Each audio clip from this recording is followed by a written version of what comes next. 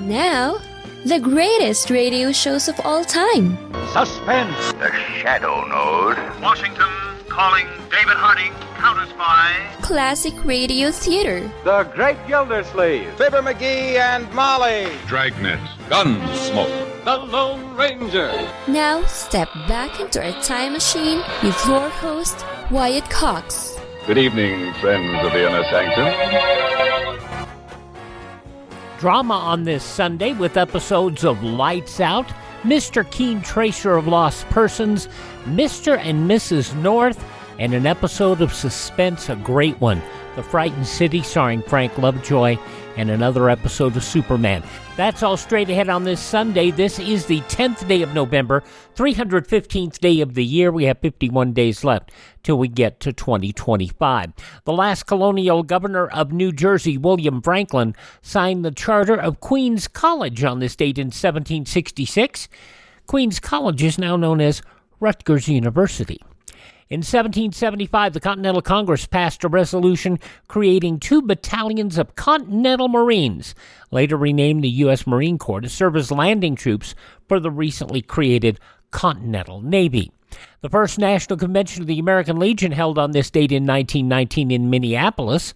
In 1938, Kate Smith, on her weekly radio show, sang Irving Berlin's God Bless America for the first time. God bless America.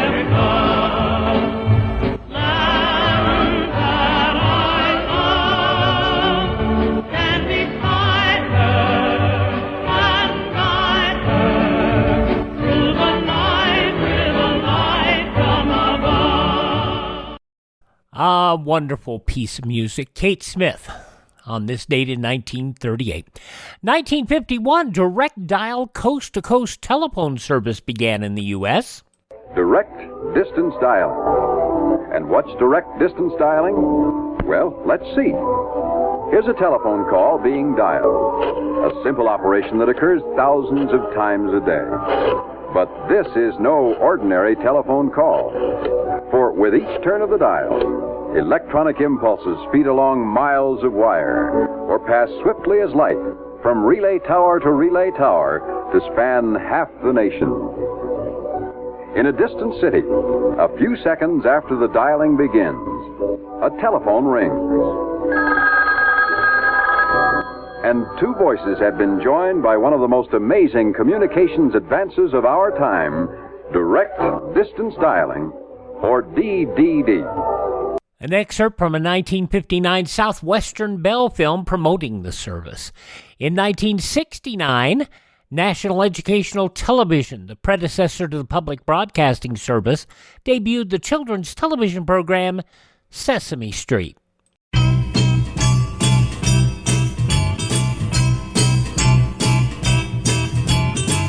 Sunny day, sweeping the clouds away. On my way to where the air is sweet. Can you tell me how to get to Sesame Street? Come and play, everything's A-OK. Friendly neighbors there, that's where we meet.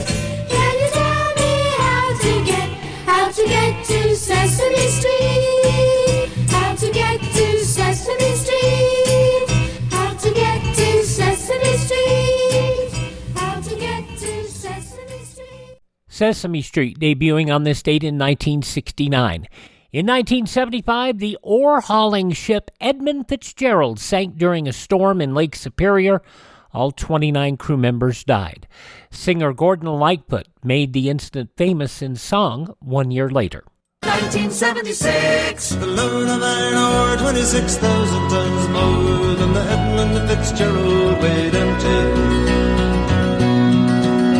That big ship and crew was a bummed a picture when the gales of November came early. The ship was the pride of the American side, coming back from some mill in Wisconsin. Gordon Lightfoot singing about the incident that took place on this date in 1975. In 1982, the newly finished Vietnam Veterans Memorial opened to its first visitors in Washington. In 1979, WorldCom and MCI Communications announced a $37 billion merger, the largest merger in U.S. history at the time. We are excited by the remarkable opportunities this combination makes possible for both companies, shareholders, customers, and employees. The combined company creates one of the world's leading fully integrated communications companies. The combined company will be exceptionally well positioned to take advantage of growth opportunities in the $670 billion telecommunications market. Bernard Eberts, president and CEO of WorldCom, company declared bankruptcy in 2002 after a series of accounting scandals, and the corporation purchased by Verizon, with the deal finalized on January 6th of 2006. It now is identified as that company's Verizon Enterprise Solutions division, with the local residential division slowly integrated into local Verizon subsidiaries. That $37 billion merger, almost $71 billion today. In 1997, the conviction of 19-year-old British au pair Louise Woodward was reduced from second-degree murder to involuntary manslaughter, and her sentence reduced from life in prison to time served. She had been found guilty less than 2 weeks earlier in the death of a baby through a baby shaking. In 2001, the World Trade Organization approved China's membership. 2004, Mozilla Firefox released. It's still been upgraded a lot, but it's still out there today. The National Museum of the Marine Corps in Quantico, Virginia opened on this date in 2006 and was dedicated by President George W. Bush, who announced that Marine Corporal Jason Dunham would posthumously receive the Medal of Honor for actions while serving with the 3rd Battalion, 7th Marines during the Iraq War. While on a patrol, his unit attacked, and he deliberately covered an enemy grenade to save nearby Marines. And in 2008, after 5 months after landing on Mars, NASA declared the Phoenix mission concluded after communications with the lander were lost. Passing away on this date in history, the fourth head of state of the Soviet Union, Leonid Brezhnev, William Apples, best known as Dick the Bruiser, Chuck Connors, Carmen McRae, Jack Palance, Lorraine Day, Norman Mailer, and Dino De Laurentiis, all passing away on this date in history. This is the birth date of a man who wrote a beautiful, sweet song about love, and it became an American hit under the title Sukiyaki. Ku Sakamoto, born on this date.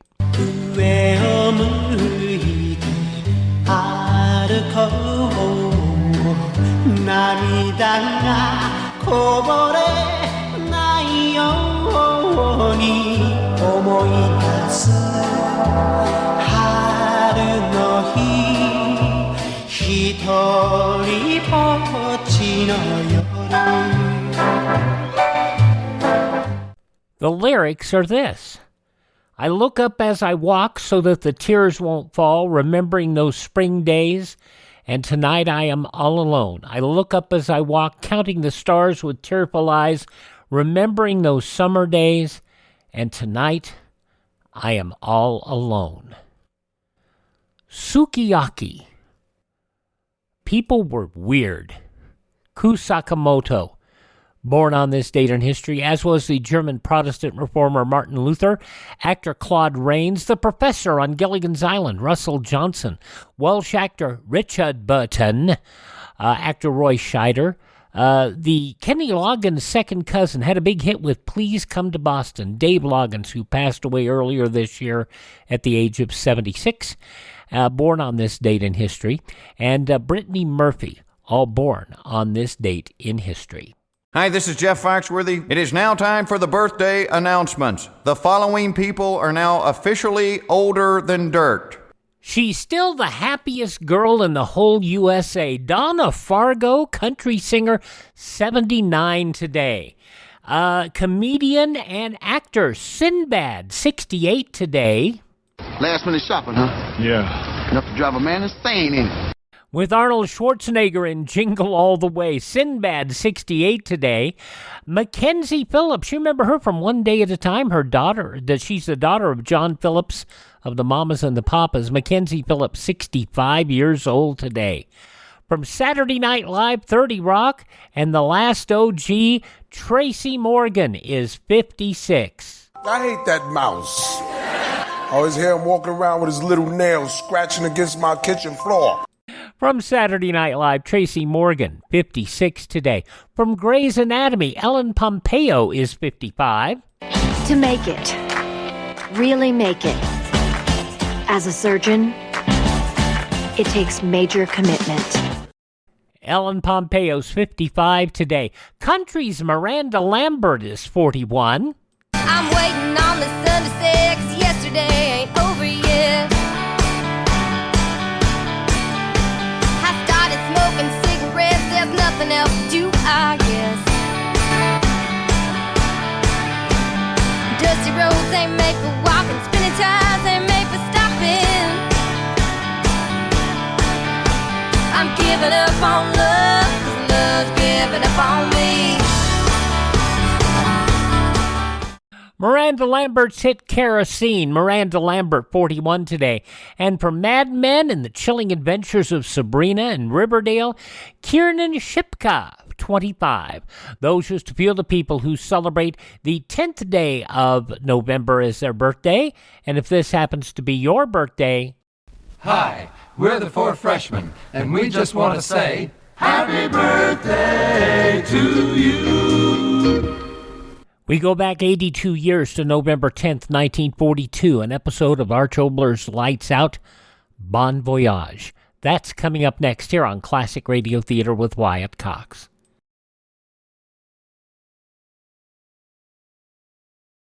Civil defense is common sense. Hi, this is Tony Bennett. Make sure you're prepared if a nuclear attack ever comes. Be prepared. Doesn't matter if it's nuclear attack or not, be prepared. All right, we're going to go back now 82 years to November 10th, 1942, an episode of Arch Obler's Lights Out, Bon Voyage. Ionized Yeast presents Lights Out, everybody.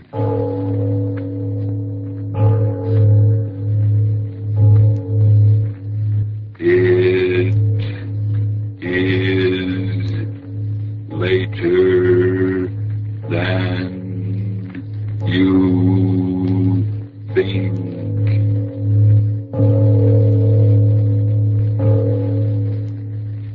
Lights Out brings you stories of the supernatural and the supernormal, dramatizing the fantasies and the terrors of the unknown. We tell you this frankly, so if you wish to avoid the excitement and tension of these imaginative plays, we urge you, calmly but sincerely, to turn off your radio now.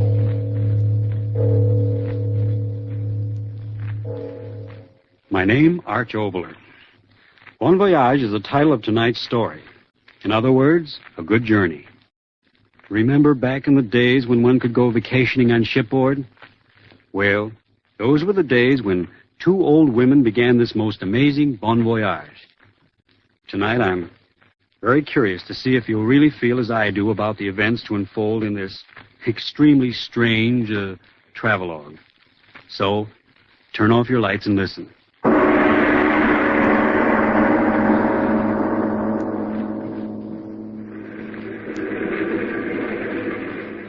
Now, are you sure the trunk is tied on securely, Mr. Cab Driver? Yes, I'm good and tight. Ask him if he's absolutely sure, Julia. Are you absolutely sure, Mr. Cab Driver? Lady, so help me. If that trunk falls off, I'll give him a kiss. Now, just a minute, young man. If that's your attitude, let me warn you, my sister and I can always take another cab. 1,000. Lady, so help me, I ain't taking any attitude. Believe me, the trunk's tied on tight. You want to get to the dock in time? Time to drive slowly, Julia. All right, Emma, get in. Now, drive slowly, young man. Yes, ma'am. They might at least have come up to say goodbye. Now, Sister Enema, you know mighty well they're jealous of us. Every one of them. It's our cross, and we must bear it. Mrs. McDonald. Mrs. McDonald is just like the rest of them in that house. She takes our rent each week, but she's as jealous as any of them. Young man, drive slowly or we'll leave your cab. Yes. Never should have stayed there. I told you that 15 years ago, when we first moved in. I remember distinctly saying, Emma, we shouldn't stay in a boarding house where there isn't a solitary soul above the status of a tradesperson. You remember I said that? Ask him if we'll get to the dock in plenty of time. Young man, we won't be late now, will we? I'll get you there, lady, so help me. Well, see that you do. Beneath us. There's no doubt about it, Sister Emma. Everyone's always been jealous of us. No doubt about it. Sea air should be good for our trouble. Don't talk about it. He can't hear us driving. No, I suppose he can't. It's been 20 years. Oh, why should we think about it? The sea air will blow it away. Ask him if we're almost there. Young man, how much further? Practically there, ma'am. We got plenty of time. It's half hour to midnight. Well, see to it that we get there in time, or you'll regret it. Sailing at midnight. I don't like it. Don't talk like that. It was the only time. We're slowing up. Ask him what's the matter. Young man, what's the trouble? No trouble at all, ma'am. We're at the dock. Sea air'll make me stop dreaming those dreams, don't you think so, Sister Julia? Tell you, don't talk about it. Here you are, ladies. Got you in plenty of time. Ask him if it's the right dock. Sure it is, lady. Dock 11. Hey, should I take your trunk off? No. You'll charge extra for that. And there'll be someone from the steamship company to do that. What's your fare? There it is on the meter, ma'am. $1.25. Here's $1. $1.25, ma'am. You can see for yourself. The meter. I don't care what the meter says. Took much less time than I thought. But, lady... I don't want to hear any more about it. Come, Emma. Yeah. Now, lady, be... Stand to one side, driver. Let us out. Now, lady, if the meter reads $1.25, I gotta collect $1.25. Not another word. Fasten the trunk there and go about your business. But, lady, I give up. What's the... Are you sure it's the right dock, Sister Julia? Of course it is. See? Dock 11. Oh. What it says on the tickets. There's your trunk. Bon voyage to both of you. Impudent scoundrel. Left our trunk lying right there in the street. Save money anyhow. Get one of the ship's people to put it on. No one around. Strange. Everything's so quiet. And just before sailing time. There's a sailor. Ask him to take our trunk aboard. Mister. Sailor. Mr. Sailor. He hears you. You call me, lady? Ask him if he's connected with the ship. Are you connected with the ship? Yes. You want to go on board? We certainly do. Julia, look. People. Where did they... 1 minute there was nobody, and now so many people getting on board. Julia, ask him. Got your trunk this way to the gangplank. Yes, of course. Come, Sister Emma. Don't have to tip on the thing, Sister Julia. Part of the service we get. I know. This way to the gangplank, lady. Oh, got your tickets ready, Sister Julia? I got them. Walk quickly. Don't want to lose sight of that man with our trunk. This way, ladies. Boats so crowded. So many people. Nobody seems to want to look at our tickets. Well, that's all right, too. Come ahead, Emma.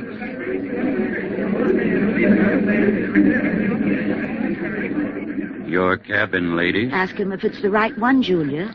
Now, are you sure it's the right one, sailor? Your trunk's inside, ladies, all shipshape. Very well. Come ahead, Emma. All right. Now, you don't have to tip him anything, Julia. It isn't necessary at all. Well, isn't much of a cabin. Much smaller than they told us. I'll speak to the captain. Oh, not now. After we sail. Don't leave me alone in this place. Now, Emma. Now, don't now, Emma, me. You got the same thoughts. Don't talk about it. The sea air'll do us both good that way now, won't it? Don't talk about it. There, we're starting. Yeah. All ashore, upon ashore. All ashore, upon ashore. I'm going out to see us start. No, wait for me. Here, Emma, by the rail. They've taken down the gangplank already. I see. That means we're free to the land and everything on it, doesn't it, Emma? Don't talk about it. Isn't it enough that for 20 years... We're starting. Ship's moving. How fast the dock and all the people on it are fading away. Yes, they're almost out of sight. Julia. What? Did you notice all those people on the shore? Hmm? They were waving handkerchiefs, but they were crying.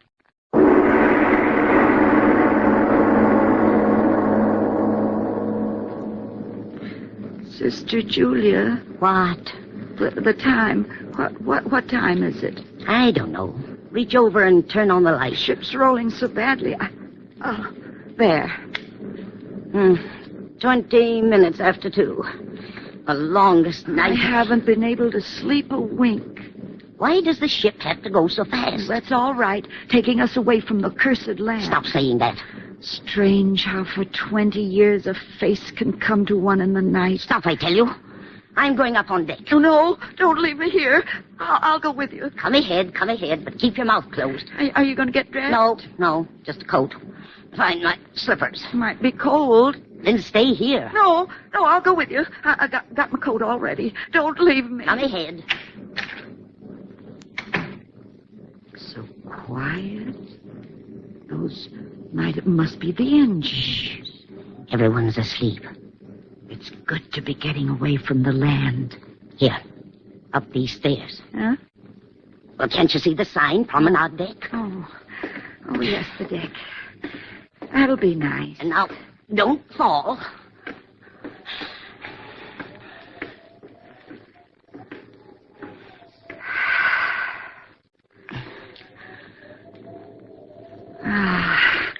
I think we should go out there this time of night, Sister Julia. Do you like the cabin any better? Oh, you were as much to blame as I. The blood, Stop you it. said. Stop it. Come out here. The wind. You wanted to come out here. Where will we walk? Where does one walk on shipboard? Come. They drive the ship so fast. It's frightening. Then go below. No. Julia. Walk faster. I want to keep warm. Julia. What is it? We've been all around the deck. Well? And we haven't seen anyone. It's the middle of the night. But no one. What do you expect at 3 in the morning? A brass band? Well, there should be someone. Go down to the room. Julia, did you hear that? Nothing but the wind. No, something else. Nothing. Julia. What's the matter? Over the side of the ship. Huh? A hand. No.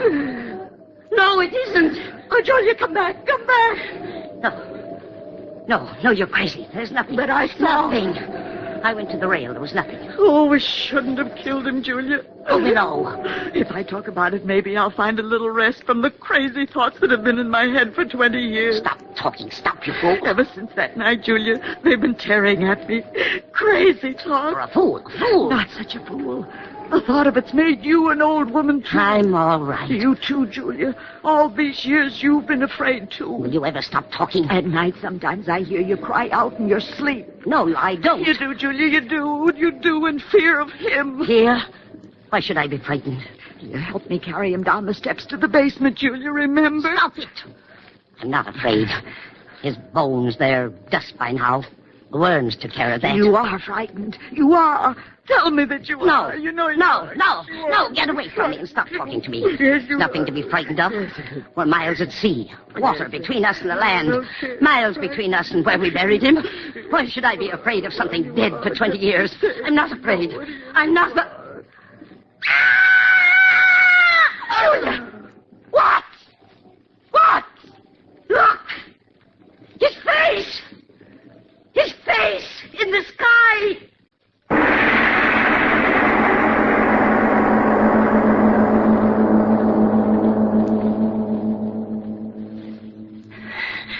Faster, Emma. Walk faster. Is this the right car? Oh, get out of my way. Cabin. Got to get to the cabin. Close the door and lock it. Yes, lock it. Can't hurt us if we're behind a locked door. It wasn't locked before. Oh, but that isn't our cabin, Julia. What are you talking about? Of course it is. No. I tell you it is. Julia, no. This cabin. Here. Oh, it's locked, too. Got to get in. Got to get inside. Stuart, let me in my cabin. Oh, no, you'll wake everyone up. Stuart, come here and let me in my cabin. Julia, no. Stuart! No one heard you. I'll make someone hear me. Let me in. I'll try another door. Let me in. Please let me in. Let me in. Wake up, somebody. Let me in. Oh, please open the door. Oh, open the door. Please open the door. Wake up, somebody, and let me in. Oh, let me in. Open the door, please. Wake up, somebody, and let me in, I say. Open the door. Julia. Let me in, I Stop. said. It's no use. What do you mean? They'll never answer us. Huh? They Why? found out about him. You're crazy. Come on, the next deck. Find someone to let us in our cabin. Stewart! No, don't leave me. Wait for me, Julia. Stewart, somebody wake up. I want to get in my cabin. Oh, Julia. Sister Julia. Wait. They've got to answer me. Look, that room. It says Chief Stewart. Oh, I'll show him not to answer me. I'll show him. Julia, what? Empty. And this one empty. And this one's empty, too. Oh, Sister Julia. What have you found? Sister Julia. Stop waving your hands at me. Talk. The ship, tearing through the night. Oh, don't you understand? We're alone. We're alone.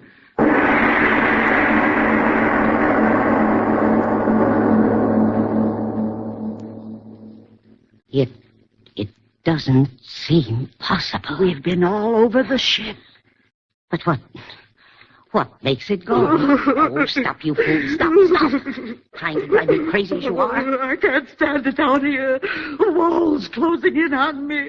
I'm going out. No, stay here. Oh, no, let me go. No. You won't go on deck. You won't go on deck and you won't leave me. I've got to get out of here. Not up there. Oh, I'm not frightened. I didn't see his face. You did. Stay here or I'll choke the tongue out of you. Oh, my neck.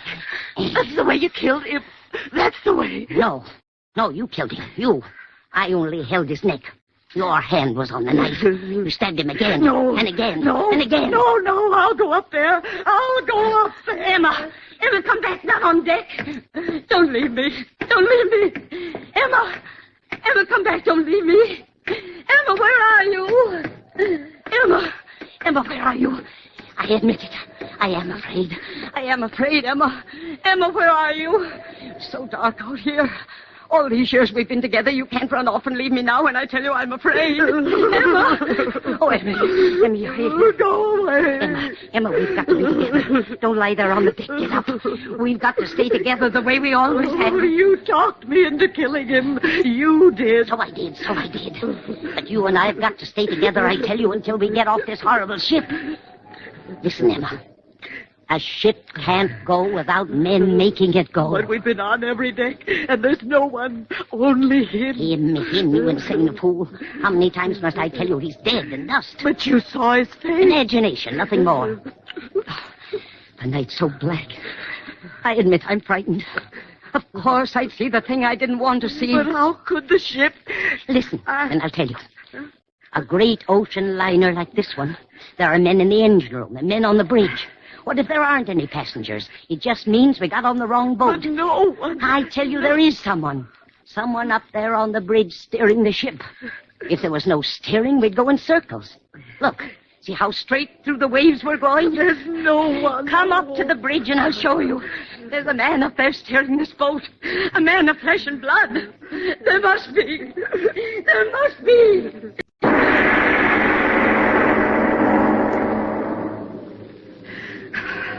I'm afraid to climb. I'm afraid. But how can you know? A man must steer this ship. If there's no one there. No, so dark. I can't see. Yes, this is up where the steering thing should be. No, I'm afraid. In there. The wheelhouse, they call it. Yes, that's it. There's windows around it. You see someone in there? No, the wheel? No. There must be someone there. Come close, Emma. Look, windows covered with mist. Look in there, Emma. Your eyes are better than mine. Tell me there's someone steering. No. Oh, no. Get out of the way. Let me. Close to the window. I'll see. Ah! Steering wheel. Emma. We are alone. I told you. No, stop the ship. Stop. Where are you taking me? Stop. No use, Emma. No use. Judge for our sin. The ship won't stop till we confess. I confess. Yes, I confess. I killed him. We killed a man. For his money. 20 years ago. We did it together. We needed money. He had so much. Stabbed him. I did. Cut him up. And we buried him. In the basement. And no one ever knew. There. Confessed. Now stop. Stop.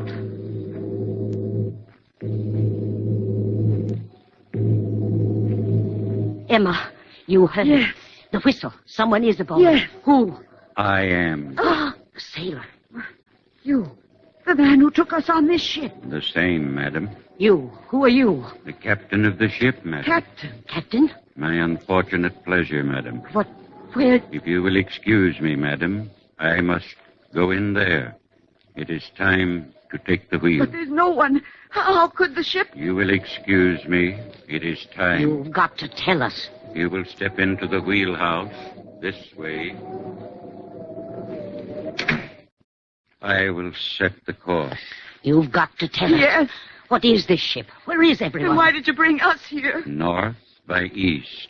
Aye, that's the course. Will you answer me? Julia, make him tell us. I'll go crazy. Sailor, captain, whatever you are. Tell us where we are. Tell us where we're going. We've got to. Where you are. Yes. On my ship, my lady. But what ship?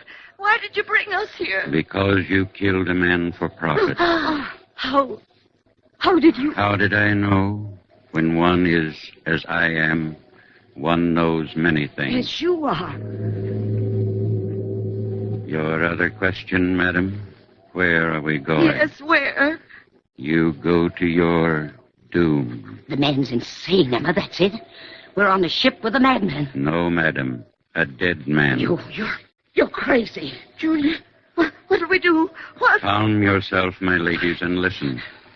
Yes, listen closely. It's no more than fair that it all be very clear in your minds before it happens. What? This is my ship, and on a night like this many years ago, I stood here just as I stand now, my two hands tight upon the wheel. Julia, what's he talking about? Listen to me. I stood here, and below the decks, asleep and trusting me, their captain, were 500 souls. 500 men, women, and their children. What's that got to do with us? Asleep, you hear me?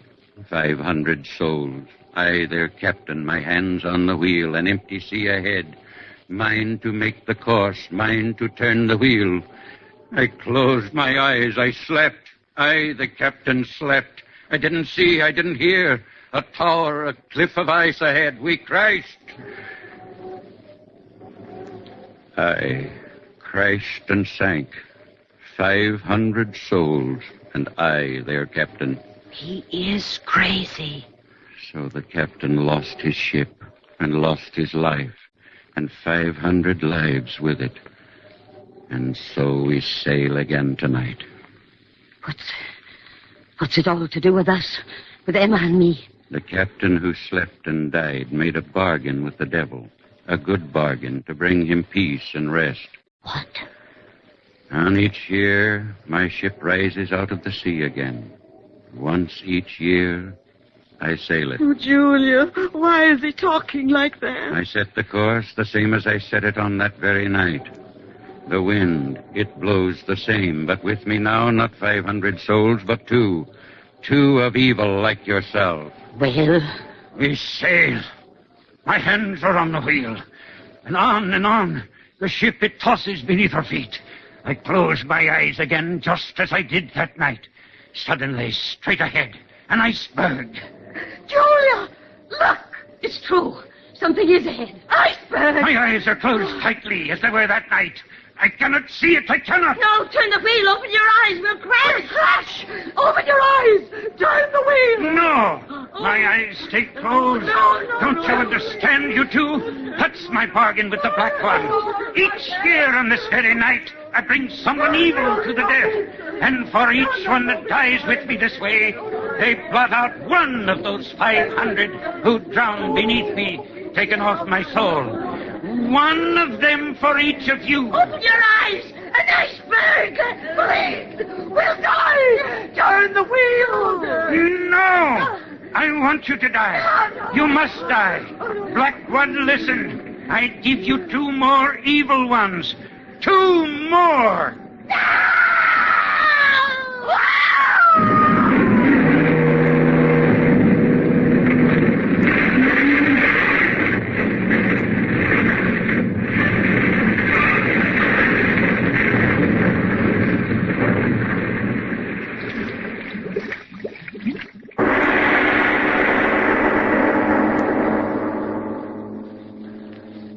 Mr. Obler, whatever gave you the idea of such a story as Bon Voyage?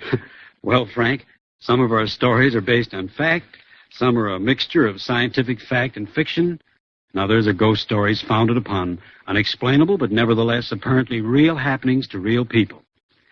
I think Bon Voyage shows what can happen in the minds of people who have an overpowering sense of guilt. Some say that there is an inevitable law of compensation. Who knows?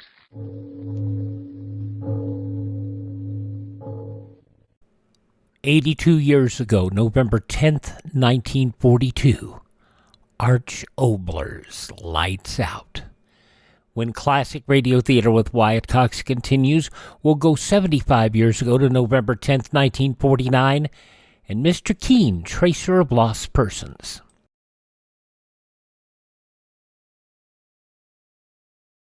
A wise farmer knows that he must get his livestock under cover to protect them from radioactive fallout. An attack may never come, but it's wise to prepare now. We continue on Classic Radio Theater with question. How did a show that title implied Tracer of Lost Persons always deal with murder? I mean, it always puzzled me. But Bennett Kilpack as Mr. Keen, billed as the Tracer of Lost Persons, in this episode from 75 years ago, November 10th, 1949, and it is the Engaged Girl Murder Case. It's time now for Mr. Keen, Tracer of Lost Persons.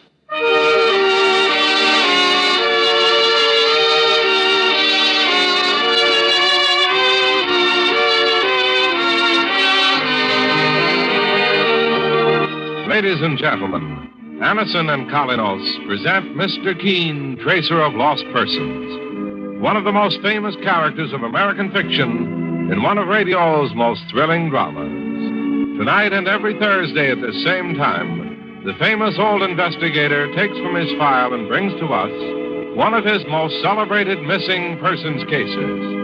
Tonight's case is entitled The Engaged Girl Murder Case.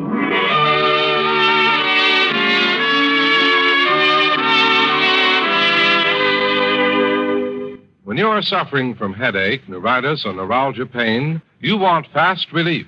Well, just try Anacin. Anacin gives incredibly fast, effective relief. Anacin is like a doctor's prescription. That is, it contains not just one, but a combination of medically proven active ingredients.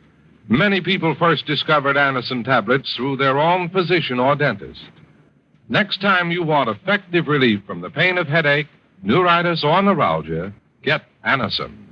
For most effective relief, use only as directed.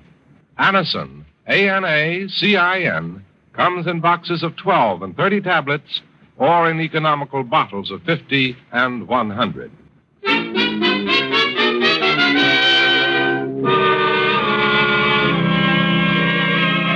Now for Mr. Keen and the Engaged Girl Murder Case. Our scene opens on a wealthy, fashionable estate in Connecticut. A number of people are riding across the estate on horseback, but 2 of them have fallen behind, not realizing that they are both about to become participants in a tragedy. Better hurry, Audrey. The others are getting ahead of us. Herbert, wait. Let's walk the horses a bit. I want to talk to you, and this is the first chance I've had to see you alone all day. Oh, what's the matter, darling? You look concerned about something. I am concerned. About your sister, Martha. Martha? Herbert, I don't think she wants you to marry me. But that's sheer nonsense. Martha's very fond of you. She pretends to be in front of you. But I believe she hates me. No, Now, Audrey, don't you think you're being oversensitive? Herbert, I know how much you love your sister, and I didn't imagine you'd believe me, but it's true, and I just can't... What's that? It sounds like one of our dogs. Yes, it is. It's Sultan, my sister's dog. There he is, Audrey, near that clearing. Come on, let's ride over there.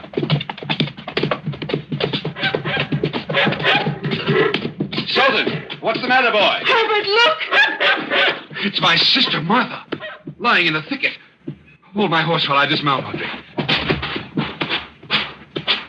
What's happened, Herbert? Has she been hurt?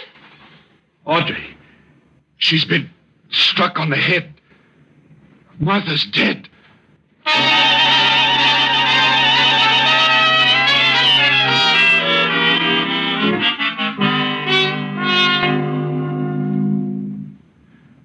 The police said, Mr. Keene, that someone must have struck my sister Martha on top of the head with a heavy club and killed her instantly. This occurred while you and your guests were out riding, Mr. Langley? Yes. Was your sister Martha part of the group who were on horseback? Yes, I thought she'd gone on ahead with the others. Well, hitting a horseback rider on the head with a club when you stand on the ground, well, that ain't an easy trick. Somebody on a horse must have followed the girl and struck her from the saddle. My partner, Mike Clancy, has a good point there, Mr. Langley. Tell me, were all your guests questioned by the local police? Yes, Mr. Keene, but none of them was held. They were all Martha's close friends and mine. It's unthinkable that any of them would have wanted to harm her in any way. In other words, you can't put the finger of suspicion on any of them. No, Mr. Keene. My sister Martha was a beautiful, intelligent woman. Very popular with men, though she never married. I loved her as much as I've ever loved anyone in this world. With the exception of Audrey, perhaps. Mr. Langley, tell me a little more about your fiancée, Audrey Stafford. She's a wonderful girl. We met last summer on a cruise to Bermuda. She was on vacation at the time. She worked for a banking firm. But she resigned her position at my request shortly after we announced our engagement. I see. I'm wealthy. My late father left his entire estate to my sister Martha and to me.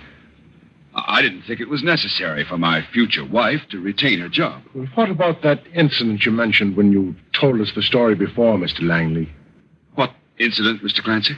I imagine Mike is referring to your talk with your fiancée, Audrey, just before you found your sister's body, the talk concerning her unfriendly attitude toward Audrey. Oh, that... It was nothing. I shouldn't even have brought it up. Mr. Langley, I presume you came here to ask me to solve the mystery of your sister's murder. Yes, Mr. Keene. I came to plead with you to enter the case, for Martha's sake. And also for Audrey's? What do you mean? From what you told me, Mr. Langley, I imagine there is one suspect in this murder case. You mean my fiancée? Yes.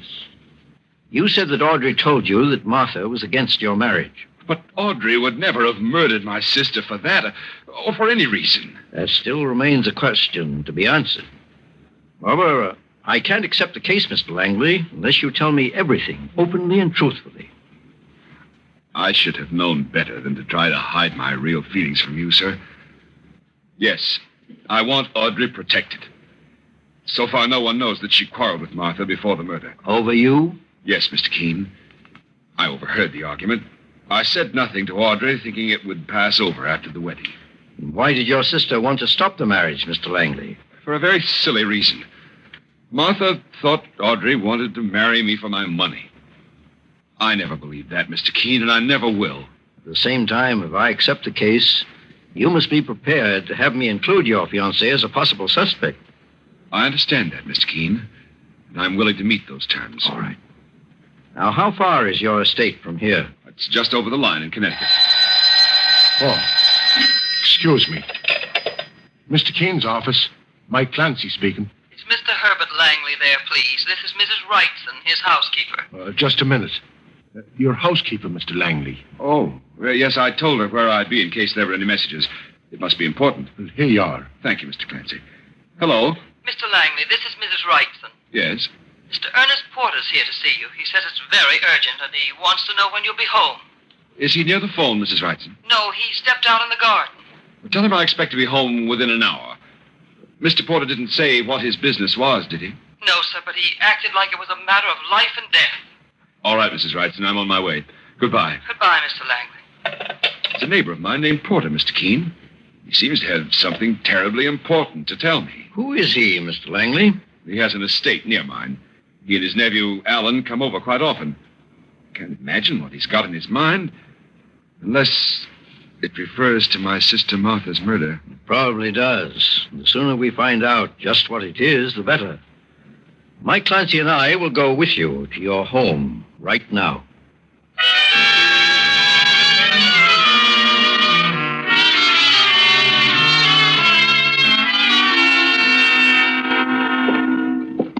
Well, just a moment, Mr. Keene. I have a key to the front door. Well, Mike, while I'm inside the house, suppose you take a look around. You know, the usual checkup. Right, sir. Come in, Mr. Keene. Oh, Mr. Langley, I didn't hear you come in. This is Mr. Keene, Mrs. Wrightson. Mrs. Wrightson, my housekeeper. I've heard of Mr. Keene, the great investigator. I'm very glad to know you, sir. How do you do, Mrs. Wrightson? Where's Mr. Porter? In the study. Oh, Mr. Keene and his partner, Mr. Clancy, will be staying overnight. Would you have one of the maids prepare a room? Of course, Mr. Langley. Oh, Miss Audrey called. She said she's coming out to see you at 5 o'clock. Well, it's almost that now. Show her in when she arrives, please. Yes, sir. This way, Mr. Keene. Well, this is quite a handsome house you have here, Mr. Langley. It's been in the family for generations. Oh, here's Mr. Porter. Herbert, I want to speak to you alone. This is Mr. Keene, the famous investigator, Ernest. Mr. Keene? You mean he's taken over the investigation of your sister's murder? Yes. Well, then I suppose I ought to say what I have to say in front of him. I think you should, Mr. Porter, if it concerns the murder of Martha Langley. It does, Mr. Keene. Then what is it you want to tell us? Well, I have a nephew, Alan, of whom I'm very fond. He's been living with me since his parents died. And I'd stand behind him under any circumstances. What are you trying to say, Mr. Porter? Mr. Keene, you can accuse me for that matter or anyone else who was along on that morning ride. My nephew's innocent and completely honest. What are you driving at, Ernest? I think I know what Mr. Porter's trying to say, Mr. Langley. Apparently his nephew, Alan, is connected with your sister's murder in some way. And Mr. Porter is attempting to clear him, even before he's been accused. Mr. Keene, knowing you for what you are, a fair man, I don't mind putting my cards on the table. My nephew, Alan, came to me today and confessed that he was the first one to find Martha's body. You mean he found her there near the woods before I did? Apparently, Herbert. How did he happen to find Martha's body, Mr. Porter? Well, he dropped behind the rest of us as we were riding through the woods. The reason he said nothing about it up to now was that he didn't want to become involved, Mr. Keene. That's not a very good excuse. The boy was excited, frightened perhaps. At any rate, he admitted the truth, didn't he? Yes, and it's in his favor. Mr. Porter, is there anything else you wanted to say to Mr. Langley? No. Except that he has my deepest sympathy. I appreciate that, Ernest, and thanks. In recent months, you and my sister Martha have become fast friends, and I know you miss her, as we all do. In recent months, did you say? Well, Mr. Keene, Martha Langley and I were better than friends. I dared to hope that she would marry me. I didn't know that, Ernest. I said nothing, Herbert, because she turned me down. It was too bad. Both our families are rich and would have been a most advantageous marriage, as well as a happy one for me. Well, I'm glad you brought that out by yourself, Mr. Porter. You mean if I'd hidden it, I too would have become a suspect? Well, Mr. Keene, as far as I could... That sounded like a gun. It was. It came from the back of your house. Both you gentlemen remain where you are. I'm going out to investigate.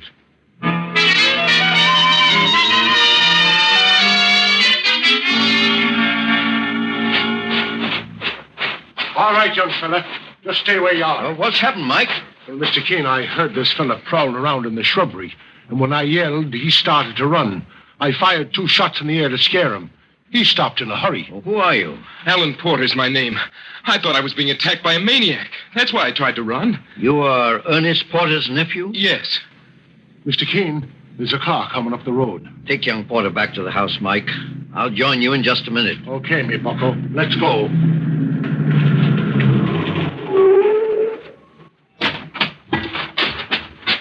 Good evening. Who are you? My name is Keene. Oh, the famous investigator. I'm Audrey Stafford. I'm glad you come, Audrey. I wanted to ask you a few questions in regard to the murder of Martha Langley. Leave her alone. I beg your pardon. Oh, it's you, Mrs. Wrightson. Please, Mrs. Wrightson, I can handle this alone. Audrey hasn't done anything, Mr. Keene. You have no right to question her. Aren't you taking a few liberties, considering that Mr. Langley asked me to investigate this case, and you're one of his employees? Oh, it's not meant as disrespect, Mr. Keene, but, I've come to look on Miss Audrey as my future mistress, and I want to protect her. What makes you feel that she needs protection? You suspect her of being one of Miss Martha's enemies, don't you? I haven't mentioned that to anyone. Neither has Mr. Langley, I'm sure. Oh, then I made a mistake. I beg your pardon, Mr. Keene. However, you're not far from wrong. What? I do suspect Miss Audrey. Mr. Keene, you don't You can't believe that? suspect Miss Audrey. She admitted to Herbert Langley that his sister Martha was against their marriage, and that alone could be construed as motive enough for murder. Don't say it, Mr. Keene. Don't say that word. Mother, please, Mother, don't. Audrey, did you say mother? She lied. I'm not her mother. That won't help, Mrs. Wrightson. It ties in with your strange desire to protect someone who should be almost a stranger to you. So, Audrey is your daughter. No one knew up to now. There are many more things that are still concealed in this murder case, Mrs. Wrightson, but I intend to bring them all to the surface, and at the same time bring Martha Langley's killer to justice.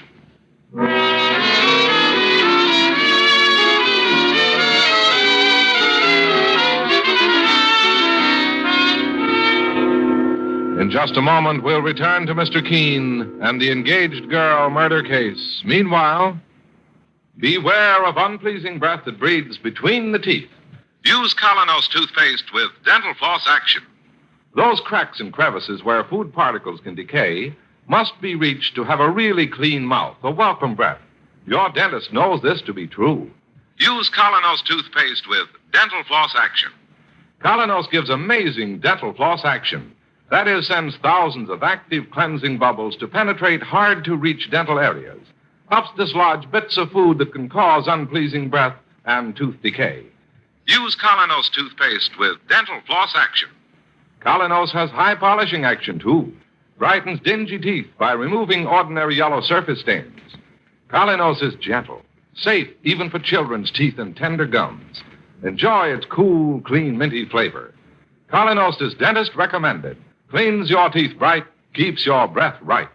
Use Colonos toothpaste with dental floss action. Get Colonos with dental floss action today.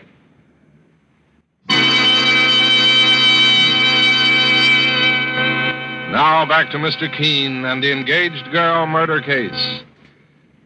The murder of wealthy Martha Langley brings Mr. Keene, the great investigator, and his partner, Mike Clancy, to the fabulous Langley estate in Connecticut, where Mr. Keene begins a difficult investigation. He has just discovered that Mrs. Wrightson, the Langley housekeeper, is actually the mother of Audrey Stafford, who is about to marry the victim's brother, Herbert. After learning of this startling revelation on the driveway in front of Herbert Langley's palatial home, Mr. Keene continues to question Mrs. Wrightson and Audrey in the hope of obtaining further information. Mrs. Wrightson, I advise you to be truthful with me if you really want to protect your daughter, Audrey. As long as you know my secret, Mr. Keene, I'll tell you everything. But not in front of Audrey. You shouldn't have made me keep that secret, Mother. I wanted Herbert to know about it. Please, dear. Let me speak to Mr. Keene alone for a few minutes. Very well, Mother. Audrey, you'll find your fiancé, Herbert Langley, in the house, along with his neighbors, Mr. Porter and his nephew, Alan. I'll talk to you later, Mother. Yes, darling. Mr. Keene, there's one thing you must understand. My daughter, Audrey, is no snob. She pleaded desperately with me to allow her to tell Mr. Langley I was her mother. And why didn't you? I thought it would hurt her marriage, at least socially, since I'm Mr. Langley's housekeeper. I was so happy knowing she'd get those things in life I always dreamed she'd have. Wealth, social position, and happiness. Go on, Mrs. Wrightson. It was easy to keep the secret as far as our names were concerned. I married twice. Audrey's name is Stafford, but I kept the name of my second husband, John Wrightson. I did it thinking that one day I might not want Audrey to admit that her mother was poor and ordinary. I wouldn't call your love for your daughter ordinary, Mrs. Wrightson. Her meeting with Herbert Langley was just a coincidence. I came here to work as his housekeeper after Audrey left on her cruise to Bermuda, and she didn't know about my new job until she got back. Then I cautioned her to say nothing about it to Mr. Langley. I see. Is there anything else you'd like to tell me, Mrs. Wrightson? Only that Herbert Langley wasn't the only millionaire who wanted to marry Audrey. Who else was there? Alan Porter. He was mad about her. And he's very rich, Mr. Keene, a well-known polo player. He wanted to marry Audrey, too. But she loves Herbert. And Martha Langley, Alan Porter, and his uncle all together couldn't change that love. How do you mean, Mrs. Wrightson? Did they try to stop the marriage? Mr. Keene, 2 hours before Martha Langley's body was found, I happened to pass by the Chinese tea house. The Chinese tea house? It's a small cottage on the estate over there in the woods. Inside the tea house, Martha Langley, Mr. Porter, and Alan were having a conversation. What were they saying, Mrs. Wrightson? Mr. Porter was saying that Audrey and his nephew Alan would make a good match. Martha Langley seemed to be irritated. She asked young Alan why he hadn't been able to win Audrey away from her brother. And what was Alan's answer? He didn't have time to answer, Mr. Keene. That moment, my daughter Audrey walked into the tea house, so they changed the conversation. It's very interesting, Mrs. Wrightson. It puts a new aspect on the case. What do you mean, Mr. Keene? I'll explain later. Meanwhile, would you please ask my partner, Mike Clancy, to meet me inside the Chinese tea house immediately and tell him it's very important.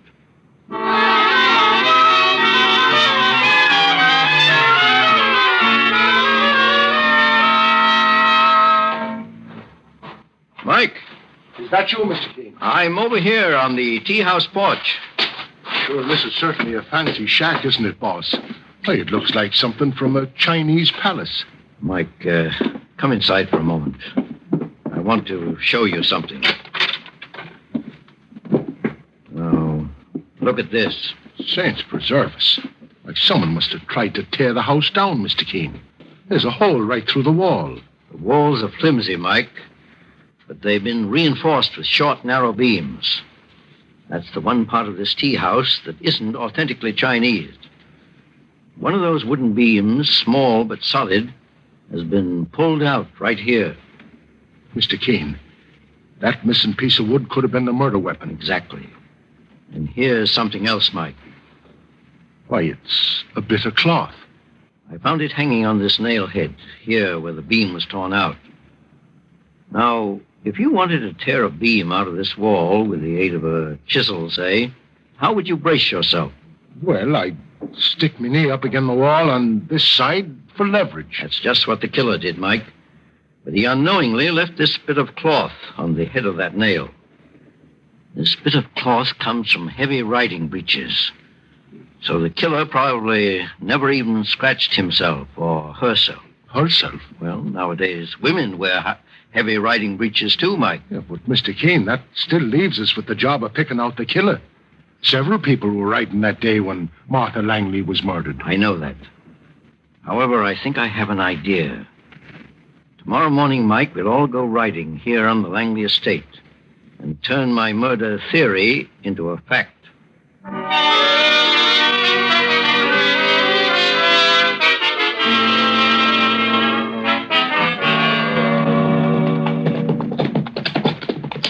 Mr. Keene, would you like to ride with Audrey and me? We're going through the woods. No, you better ride on ahead of us, Mr. Langley.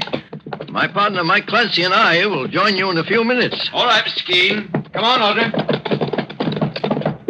Well, horses ain't exactly in my line, boss, but I'll try to keep up with you. You ride very well, Mike. Well, not half as good as you do. Hold up there, you old burner. Take it easy. Well, sure, they were all pretty curious about why you wanted to take that ride this morning. My reason paid dividends, Mike. It did, boss? I know who murdered Martha Langley. All I need now is proof of how it was done. That's what... Here comes Alan Porter. Mr. Keene. Yes, Alan? I don't know why you suggested this ride, but I feel I owe you an explanation. Of what? Last night, when Mr. Clancy fired at me, I wasn't prowling. I only... Well, there's a natural mistake in all our parts, Alan. But you seem to take it more seriously than it warrants. Well, I just wanted you to know that I'm being honest. And I have nothing to hide. I'll see you later, Mr. Keene. Sure, and he sounded like a young man with a guilty conscience, boss. You might have a very good reason for that, Mike. I found out last night, after seeing a picture of the murdered girl, Martha Langley, that she and Audrey were the same height and often wore identical riding habits. Well, what does that mean, sir? Alan realizes that I may know that Audrey refused his proposal of marriage, and so may have wanted to take revenge. You mean that he may have killed the wrong girl because they looked alike in their riding clothes? Yes, it's possible. Mike, do you see that thicket over there under the apple tree? That's where Martha Langley's body was found. Seeing it gave me an idea. Here, let's get near the tree. Oh. All right, Mike. Right here.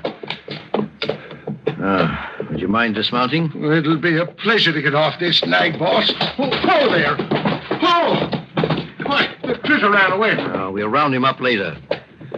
Mike, the lowest branch of this tree is just a little above the head of a rider on horseback. Climb up there and I'll explain what I'm getting at. Well, I do my best, boss. From riding horses to tree climbing, preservers, the investigating business is sure getting to be strenuous.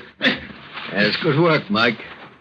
Now, unless I look up and peer very carefully through the branches, I wouldn't see you. Well, then, Mr. Keene, the killer could swing from here in the tree and, as his victim came by on horseback, hit her on the head. Yes, Mike. I'm convinced that's the way it was done. But who was the murderer, boss? He seems to be joining us right now. Be quiet, Mike. Stay up there in the tree, out of sight.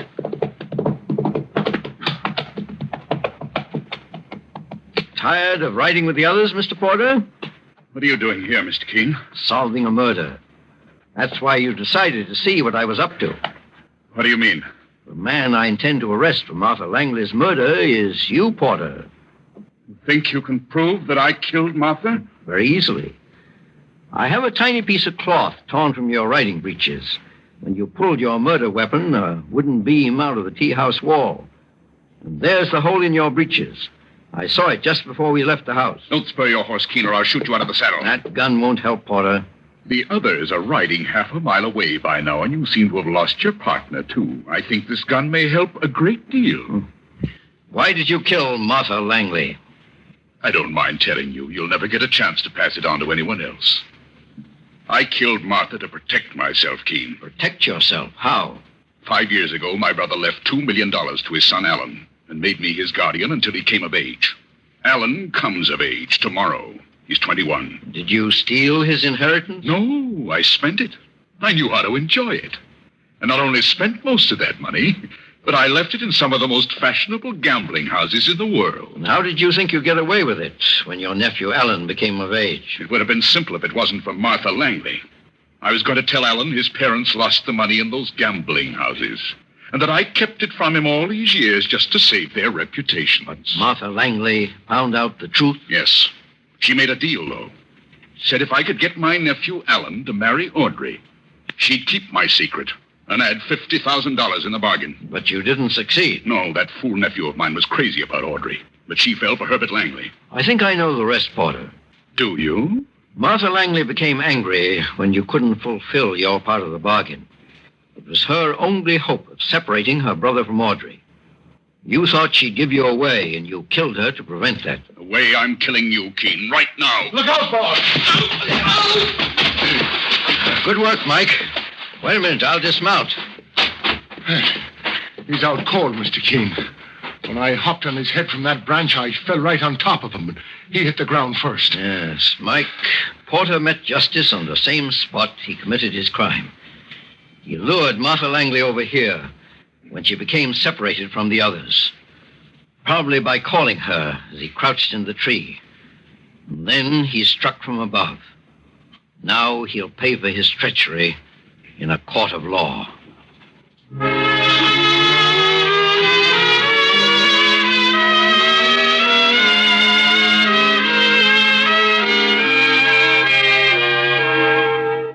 Mr. Keene finds the solution to the engaged girl murder case.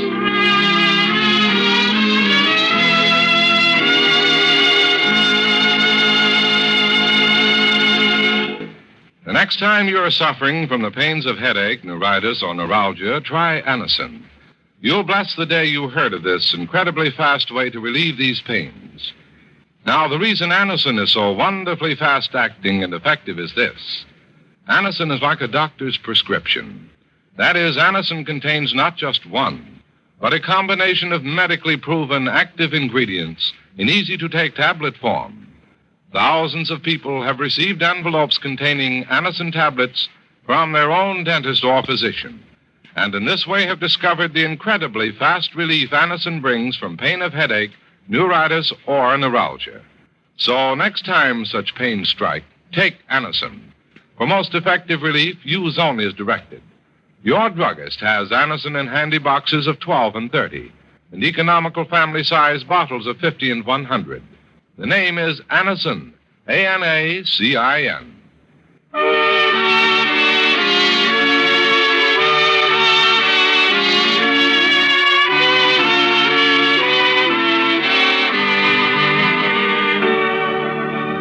Mr. Keene, Tracer of Lost Persons, is based on the novel Mr. Keene. The radio sequel is originated and produced by Frank and Ann Hummert. Dialogue by Lawrence Clee. Bennett Kilpack plays Mr. Keene. It is on the air every Thursday at this time. Don't miss Mr. Keene next Thursday when the kindly old tracer turns to the concrete cellar murder case.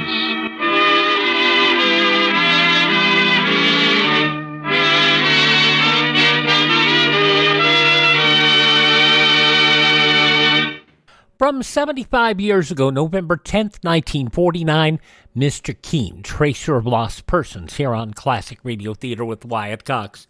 We'll have comedy on Monday with Milton Berle, Abbott and Costello, Fred Allen, a CBS radio workshop, a wonderful satire. And you have to hear it to understand. Report on the winds, and we'll also hear from Claudia. Up next, Mr. and Mrs. North.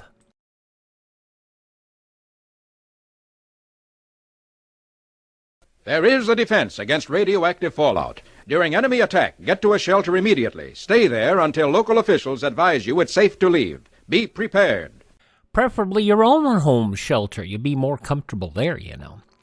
Mr. and Mrs. North, a fictional American amateur detectives created by Francis and Richard Lockridge, 26 Mr. and Mrs. North novels, Broadway play, motion picture, and several radio and TV series. They originated back in 1930s vignette, written by Lockridge for the New York Sun newspaper. He brought them back for short stories in the New Yorker, and they were collected in a 1936 book, Mr. and Mrs. North. As we mentioned, 26 different novels. Albert Hackett and Peggy Conklin had the title role in a Broadway production, which ran 163 performances, and it became a 1942 MGM film starring, of all people, Gracie Allen and William Post. It moved to radio from 1942 to 1954. When the series began, Alice Frost and Joseph Curtin had the title roles, and they would roll on into the later years when the show would move to television and on radio, where Richard Denning and Barbara Britton both played Mr. and Mrs. North. And of course, we know Richard Denning from My Favorite Husband. But they starred in the TV adaptation, and it did also run for a year on radio. All right. Well, it ran for longer than a year, but with those two as the stars. Let's air this episode from that series, 71 years ago, November 10th, 1953, and it appears that death comes in cans. All right, you little busybody. Get on your feet. Me? Yes, you. Stand up and be quick about it, or I'll kill you. Mr. and Mrs. North, starring Barbara Britton and Richard Denning. Listen as Pam and Jerry solve the mystery, Death Comes in Cans.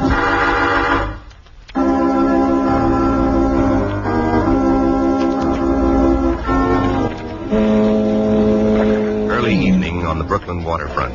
The fog hangs like a soggy veil over Pier number 9. It almost obscures that shack on the pier, the one with the sign that says, Reber's Harbor Service.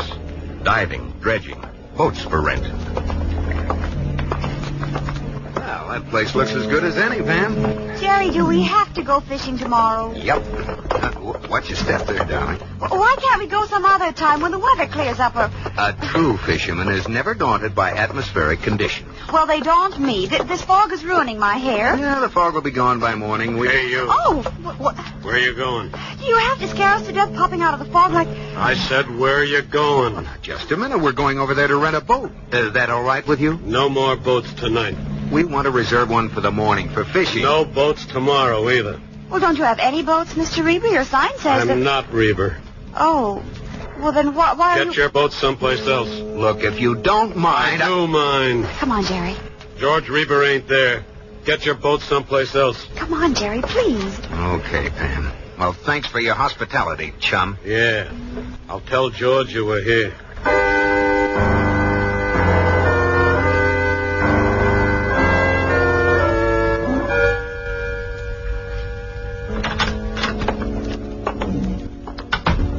That you, George? Yeah. Oh, where you been, honey? It's late. I've been waiting. The fog, it slowed up the whole harbor. Here, give me your coat. It's wet, I'll do it. I don't mind, honey. I'll hang it up for you. Here, let me help I'll you. do it. Gee, something the matter, honey? I saw Mixer outside, Claire. Oh. On the pier. Well, I was going to tell you, George. He wanted to see you. On the deal he telephoned about? Yeah. What'd you tell him? Answer me. George, go. What'd you tell him? Go of me. Okay. Now, what did you tell Mixer? What do you think I told him? I told him you'd take his deal. You? George, let's wait to hear what he wants. I don't care what he wants. Didn't I tell you I wasn't having any part of Mixer or his deals? Yeah, but wait till you Then why'd you tell him I would? Why? Why? Because I don't feel like rotting away in this crummy shack all my life. That's why. I told him you were doing it for me. For me, George, honey. For you? Yeah. You're not on parole. I am. I'm trying to stay clean, stay straight. George, listen. I'm trying to get us back on our feet again. Listen, George. Listen, he's got 2 cases of dope on the bottom of the harbor. He needs you to get him out of the water. Ah, forget it. Where are you going? To find Mixer. Oh, no, you're not. Oh, no? No. Not if you want me around, you're not. Look, baby, I took the rap for you once. You know how much I want you around, but this Okay, time... all right. But if you think I'm going to spend my life scraping barnacles and soaking in bills... Cut it out, Claire. I mean it. I'm not wasting any more time in this sewer, not with a spineless ex-con. Shut up! Shut up! George! Shut up, I said. Oh. Claire. Claire, please. Let me alone. Let me alone, will you? I shouldn't have done that, Claire. I just lost my head. I'm sorry, baby. Claire. Go away. Keep away from Claire, me. please, listen. You're so right that this is no good, not for us. I gotta make it up to you. Oh, shoot. I'll go with Mixer tonight. George. Yeah, I'll go. Sure, we can use the money. We'll save the dough he pays us. Oh, there's more dough in it than that, honey. There's a lot more dough in it than that. Let's keep the deal straight. Just payment for service. We don't want the stuff. We can't afford to fool around with dope. Please, honey. I want to stay out of trouble. For your sake, Claire. Okay? Sure. Sure, George. That's okay.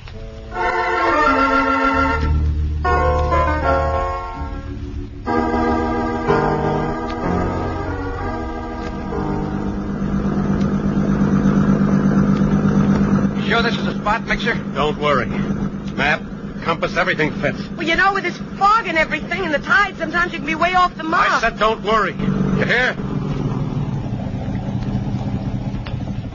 All right, toss the anchor over, Mixer. Okay. Here, help me with these straps, will you? Okay, honey. You going underwater in that outfit? Sure. It's a skin diving setup, self-contained unit. Perfect for these harbor waters. Is that tight enough? Yeah, that's fine. Now, what am I looking for down there? 2 cases of canned tuna fish. What? Canned tuna. The stuff is in the cans. How'd you get these cases out here in the first place? Brought it in from Central America on a freighter. The harbor patrol was getting too nosy, so he dumped them here and checked the spot. You ready, Reber? Yeah, I'm ready. Okay. Get in the water and start fishing.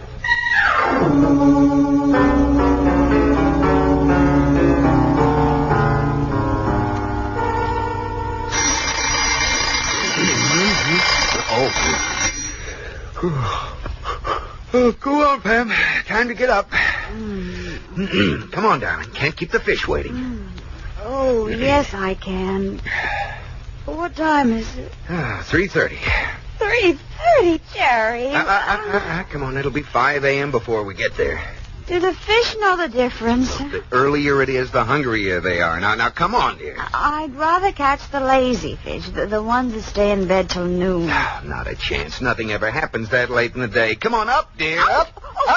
Jerry, ouch!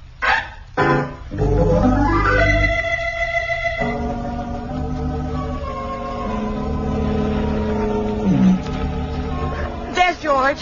Where? Oh, over there. He just broke the surface. Hey, give me a hand. Okay, George. Okay. Can you make it? Yeah, pull me up. Grab on. Here we go. Oh, it's cold. What'd you find, George? Did you locate the cases? No, toss me that towel, will you? No? What do you mean, no? That's what I said. No, there's nothing down there. Nothing at all, George. Nothing. Look, they were dropped right here.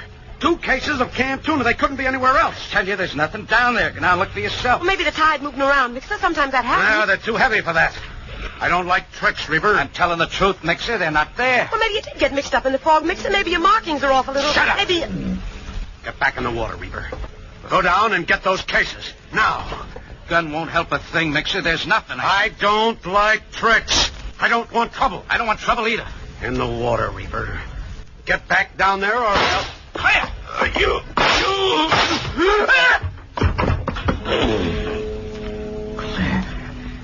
Claire, you stupid... Oh, you were great. George, you were wonderful. You almost had me believing it, honey. You were great.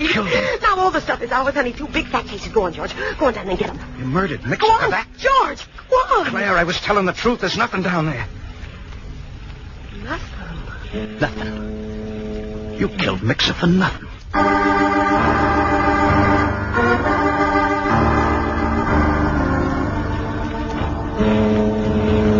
You're lying.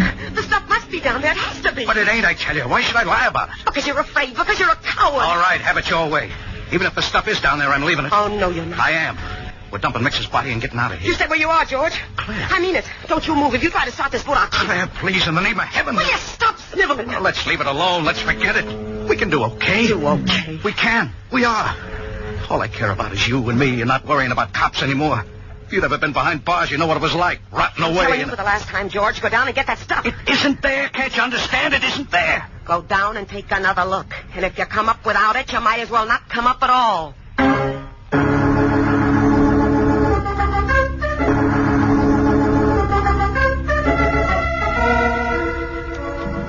Oh, a life on the sea, singing joyous and free.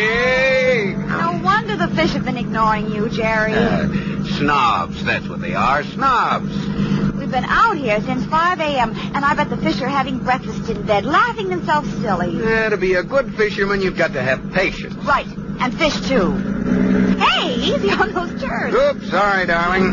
Where are we going? The shore's back that way. Yeah, but the fish are out this way. Well, there's one. What? Wasn't that a fish over there? Pam, dear, fish don't come up to the surface and... Jerry! Jerry, look. Yeah, I see it.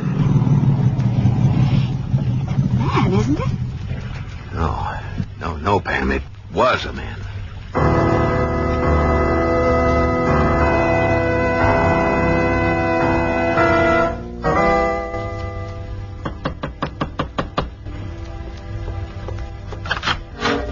Mrs. Reber? Yeah?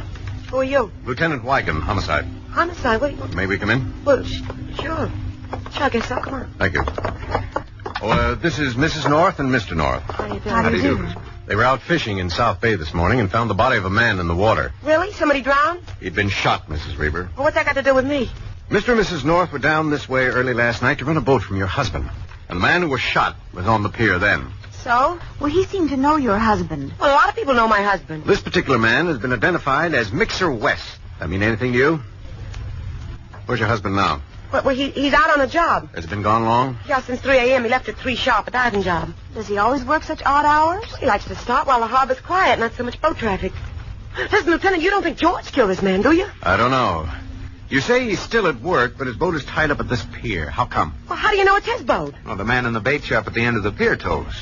Wasn't your husband in prison for a while, Mrs. Reber? Well, sure, for fortunate check. He was broke. He needed money bad. He needed it for me. He did that for me. Does that make a guy a murderer? Does it, Lieutenant? I don't know, but I intend to find out.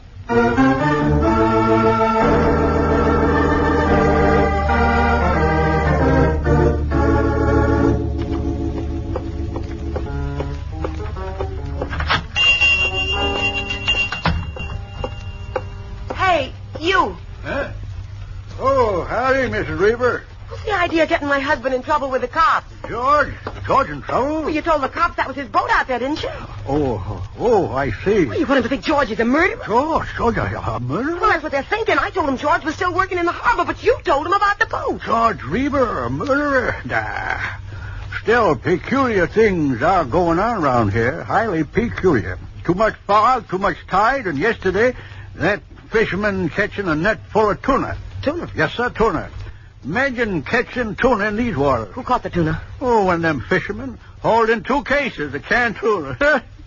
Best catch around here in years. Who was he? Who found that tuna, huh? Who? Well, I don't know exactly. One of them fishermen. Who was he? Which one? What's he look like? Like a fisherman. They all look alike to me. Well, he had a boat, didn't he? They all got boats. Which boat is his? Which one, huh? Oh, it's a foreign name, like that song. Yeah, that's it, La Paloma. Why are you so worried about a bunch of canned fish, Mr. Hey, Mrs. Peculiar. This waterfront's sure getting peculiar.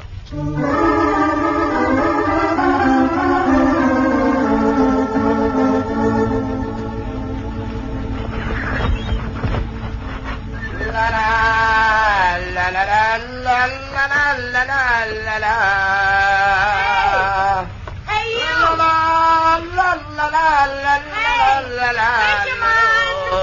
Hey, fisherman!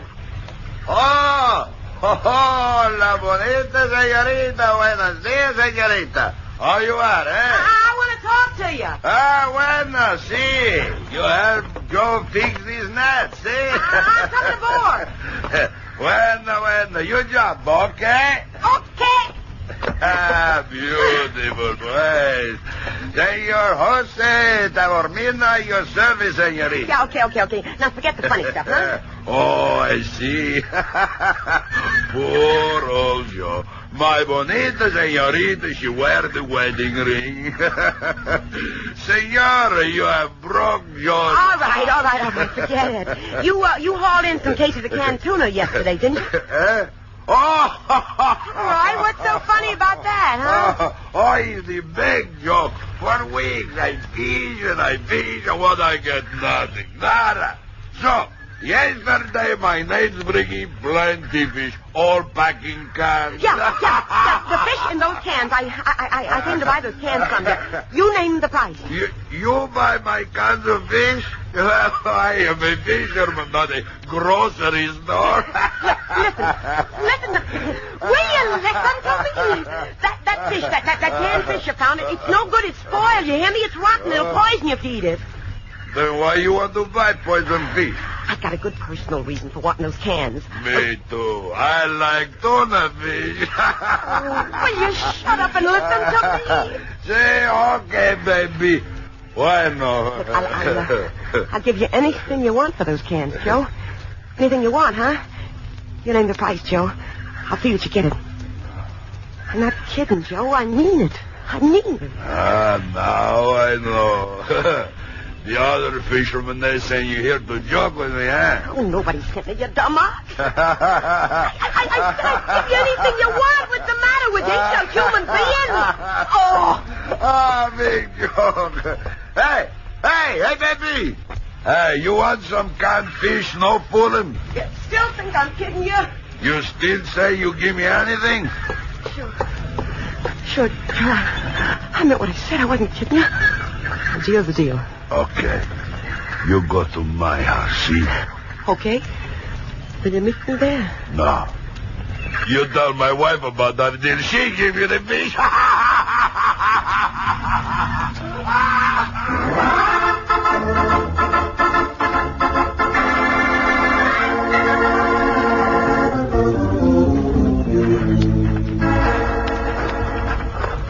Boy, what a place this waterfront is. Gas people about a murder, and they tell you about a fisherman who catches canned fish. Well, that's more than I caught today. And that fisherman probably didn't have to get up so early to do it. Well, I better check in at headquarters. The lab report should be coming through on Mixer's body. What about this man, Reber, Bill? What about him?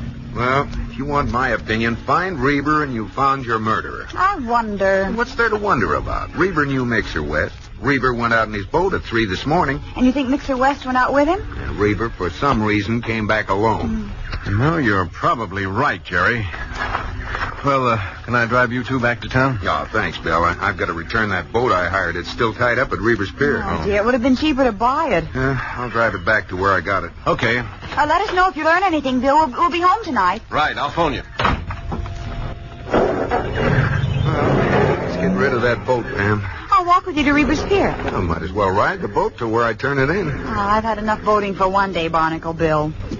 You do it. I'll wait for you on the pier. Hey, I don't like you hanging around here alone. Don't be silly. Go on. I'm a big girl now. That's what bothers me.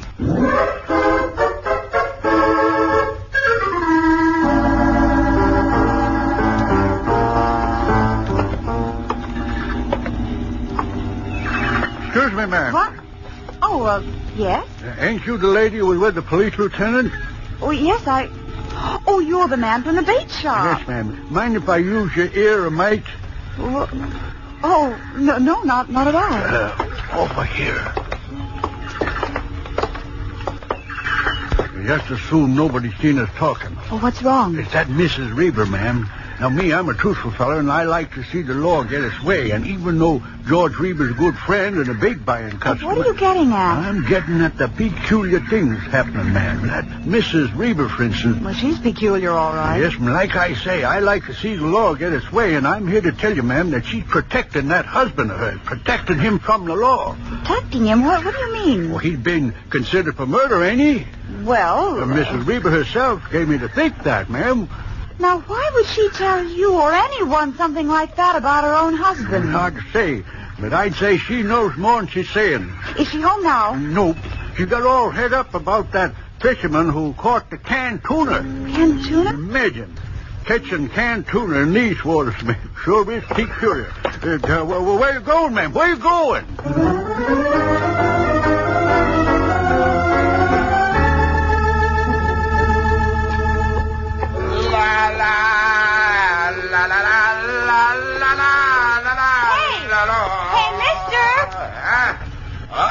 Another bonita, senorita. More jobs, eh? Are you the man who caught the canned fish? Hey, senorita, I give you canned fish. You give me anything I want, okay? Es bueno? I beg your pardon? Come down to the door. No, thank you. I'm looking for Mrs. Reber. Have you seen her? Oh? Mrs. Reber. She's a blonde girl with frizzy hair and a sort of wild look in her eyes. Oh, see. I send her to my house. It's 112 Bay Shore, my house. Your house? What for? She wants some tuna fish. She wants some of my tuna fish more than anything in the world. Now, look, stop the joking. It's verdad, baby. And don't call me baby. Okay. Your friend, she go running to my house. She sure must like tuna fish, that senora. Hey, baby, what do you run? You like tuna fish, too?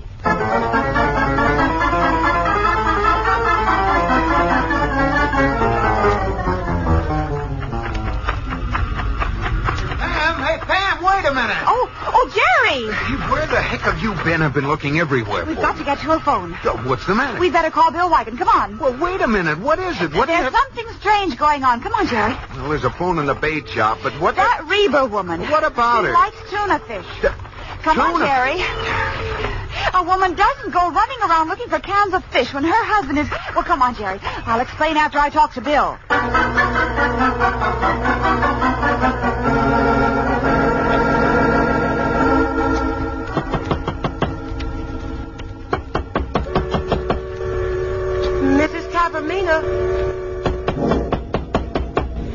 Mrs. Tavermina. Huh, unlocked. Mrs. Stavamina? Anybody in here?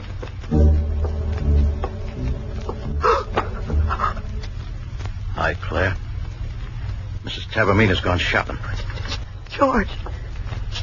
You had to show up here sooner or later, didn't you?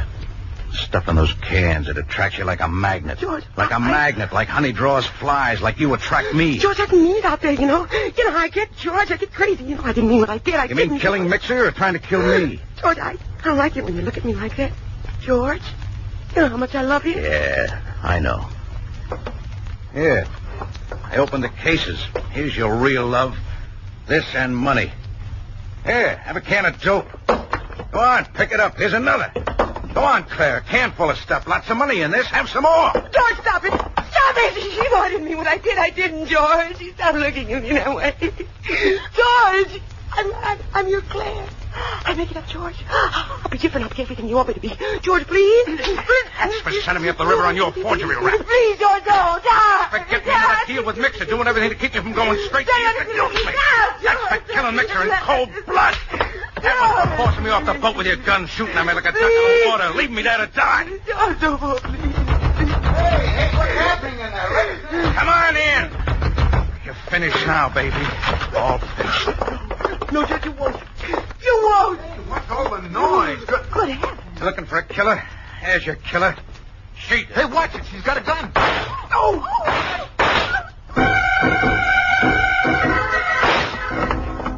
Down. Stay down, Pam. Okay, so I'm your killer.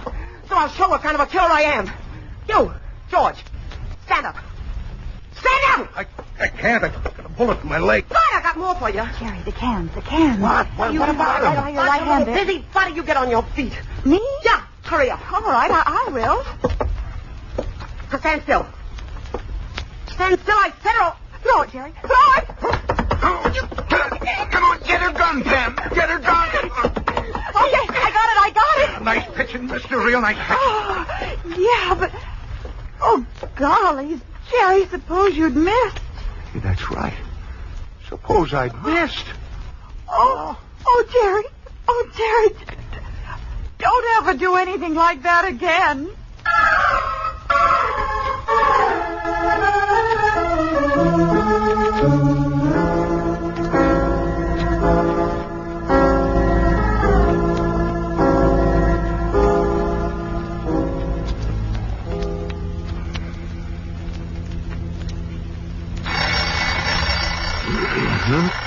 What? Oh, 3:30. What? Hey, Pam. Pam. What? Oh, what's the matter? Did you set this alarm? Oh. I said it. For 3:30 in the morning? Yep. What in heaven's name did you do that for? Just to remind us that we don't have to get up to go fishing. Oh. Good night, darling.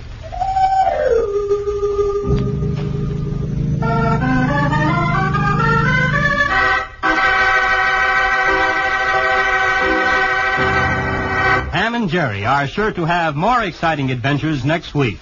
Listen in, won't you? There's always mystery well sprinkled with humor on Mr. and Mrs. North. 71 years ago, November 10th, 1953, Mr. and Mrs. North on Classic Radio Theater with Wyatt Cox. Coming up next, I want to remind you, visit our webpage, classicradio.stream, to support the podcast. You can do that if you would like. You can buy me a copy. We have some items there for purchase. And I did put up a link to a copy of Earth Abides, if you would like to purchase a copy of that to help support the show. But up next, something that is even scarier than Earth Abides, and that is A Frightened City. Frank Lovejoy stars in an episode of Suspense.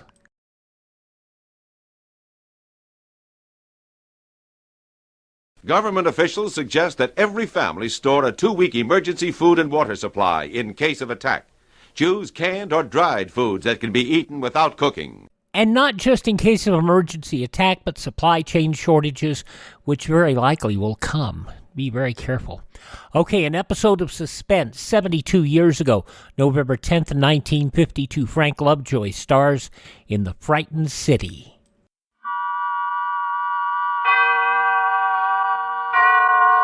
Autolite and its 98,000 dealers bring you Mr. Frank Lovejoy in tonight's presentation of Suspense.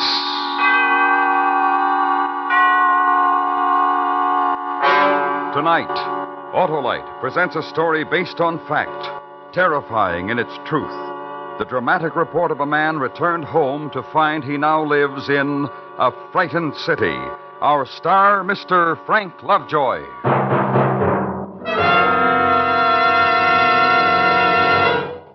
Hi, Harlow. What's the matter? Hap, I'm in love.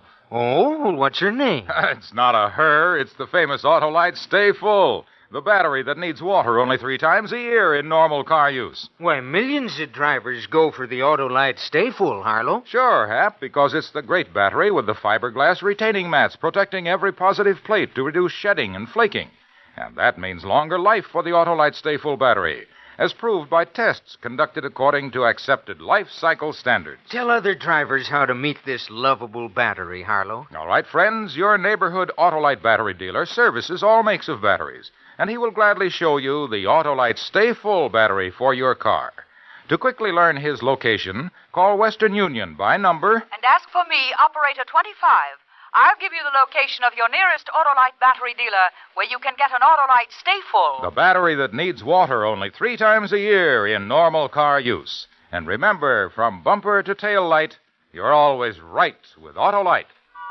And now, Autolite presents The Frightened City, starring Mr. Frank Lovejoy, hoping once again to keep you in suspense.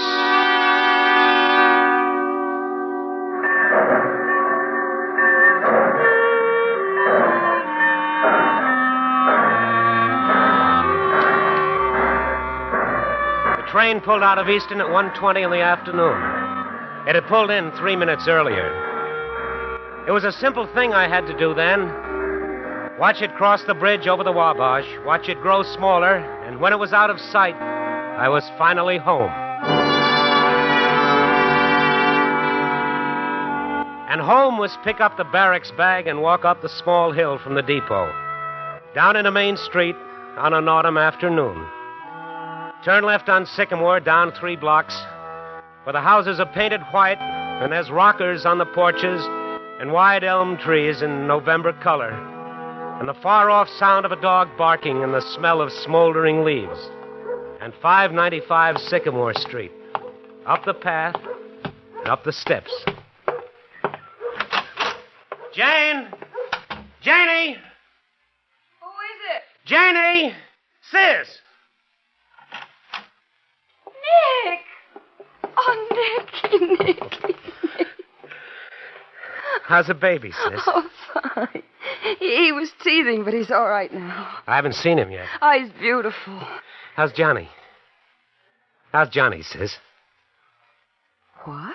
Johnny, how is he? Your husband, my brother-in-law, Johnny, how... What's the matter with you? Didn't you get my letter? I was aboard ship the last 2 weeks, so... Johnny is dead. Johnny went walking one night, and he's dead. One night, Johnny said he was going to walk Janie. down to Main Street. He told me he wanted to stop in the police station. He had something to tell the Janie, chief of Janie. police. He went out, and he was walking along.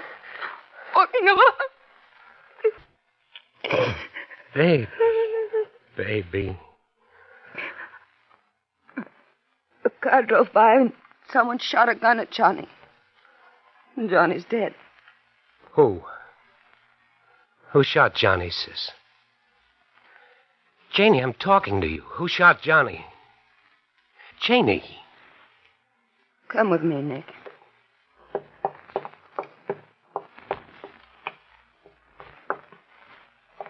There's your nephew. He's sleeping, and he's my son.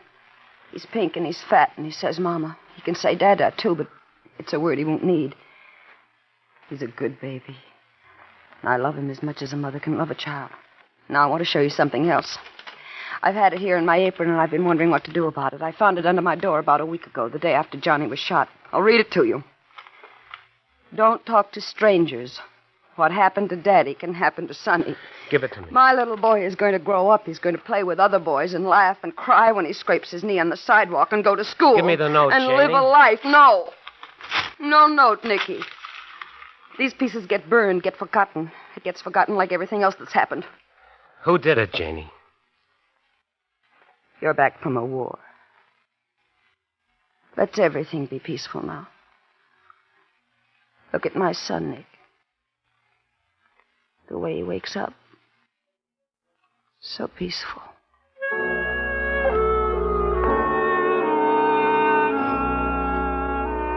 Then the infinite gentleness as she lifted the child, held him close and kissed him. And the room was stillness and anguish and the bitter fear and the emptiness. And this was homecoming.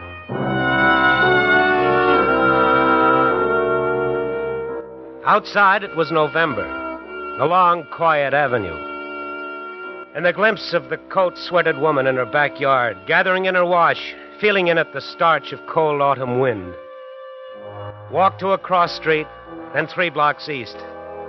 Police headquarters. Give a murdered man's name and yours, ask for the chief of police, and in less than an hour be shown into him. Hello, Mr. Crawford. Have a seat. You know why I'm here? Yeah, I do. I just came from my sister. She's scared. She gets threatening notes and burns them up. Why? I don't know. Who killed her husband? I don't know. Now look, this happened to my sister and now it's happening to me. A week ago, a man walked down the street. He was on his way to see you and he got murdered. Easy, kid, easy. I've got some things to tell you. Tell me. 4 people saw it happen to your brother-in-law. That night, one of them, a woman, was brutally beaten, tossed into a vacant lot. A kid playing in the trash found her there. 2 days later, another witness got a bomb thrown through his nice new house and almost killed his wife. That's 2. The other 2 won't talk either, like your own sister won't talk. I'm tired, Mr. Crawford. I got a lot of things to clear away. I want their names and addresses. They'll talk to you, huh? They'll talk to me. I want those names. All right. Tell the sergeant in the next office I said you can have them.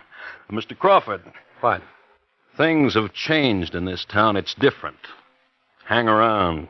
You'll see.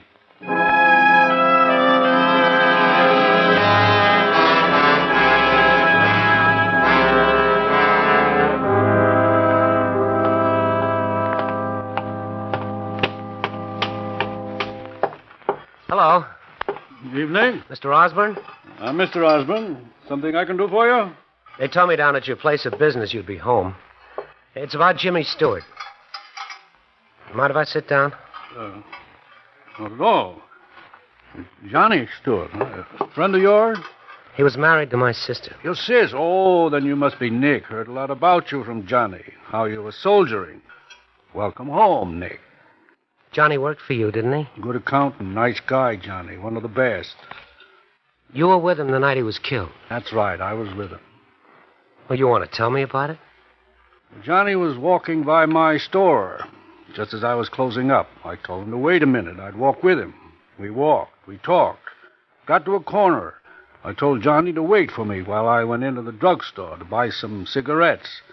Just as I came out, a car turned the corner. Shot him down, drove away. That's how it was. What kind of car? I wouldn't know. What, sedan, convertible, old, new? A week ago they put me through this. I didn't know then, I don't know now. Well, he worked for you. He was your friend. You knew all about him and me and his wife. Nick, I like it here on my porch swing. It reminds me I'm alive. Don't spoil it for me, Nick.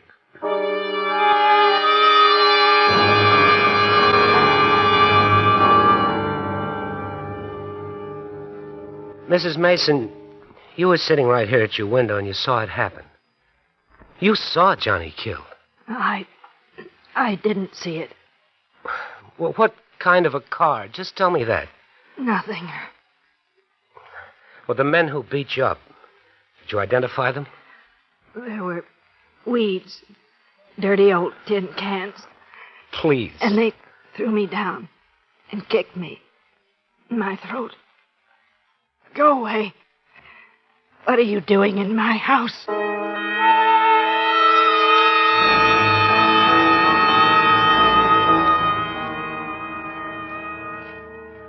You listen to me, Nick.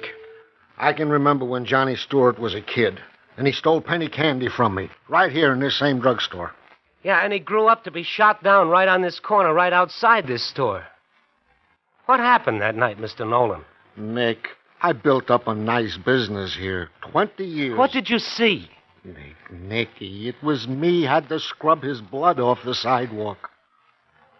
What did you see? Nothing. Nothing, that's what I saw, Nick. Nothing.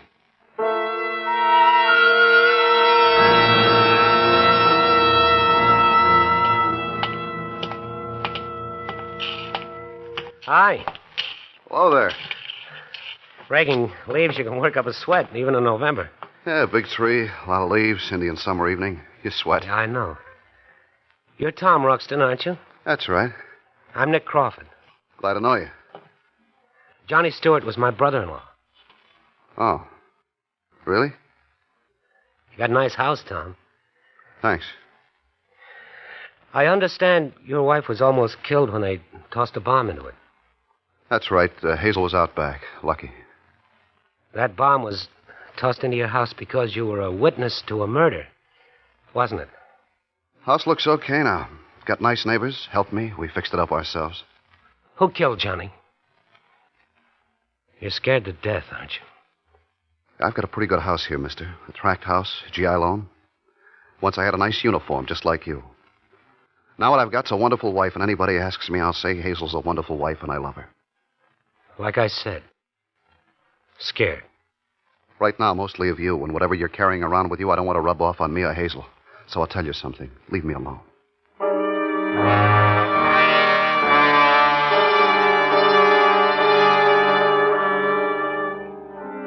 When I went outside, it was evening in Easton.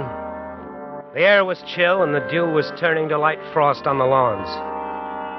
I walked for a while, and I noticed a thing. The people on the streets. Their stares, their looks over the shoulder at me, the whispers and the turning aside to let me pass. The word had gotten around that Johnny Stewart's brother-in-law was back in town, and he was asking questions. I was being pointed out and walked away from. I'd come home, and I'd come home to a frightened city.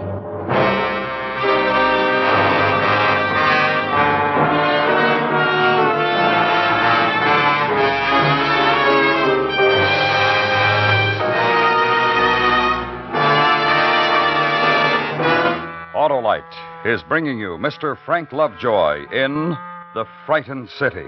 Tonight's presentation in radio's outstanding theater of thrills, Suspense.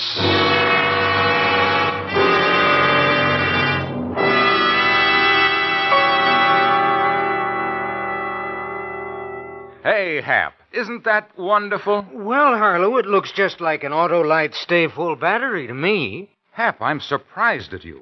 Don't you realize that this is the battery that needs water only 3 times a year in normal car use? Don't you know that the Autolite Stay Full is protected by fiberglass retaining mats around every positive plate to reduce shedding and flaking?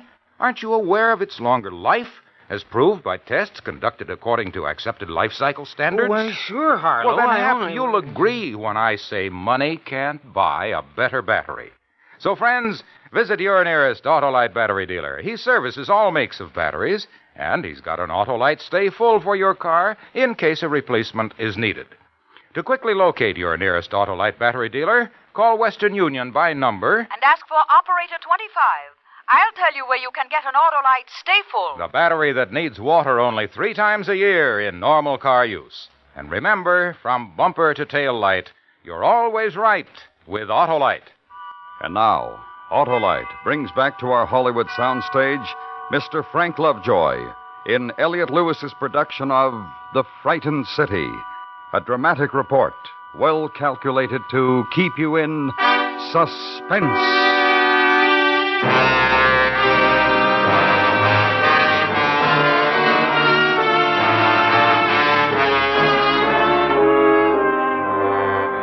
The next morning in Easton, clear, bright. Look out the window of an upstairs room where you've slept in an almost forgotten bed. And the glint of sunlight is autumn leaves wet with melting frost.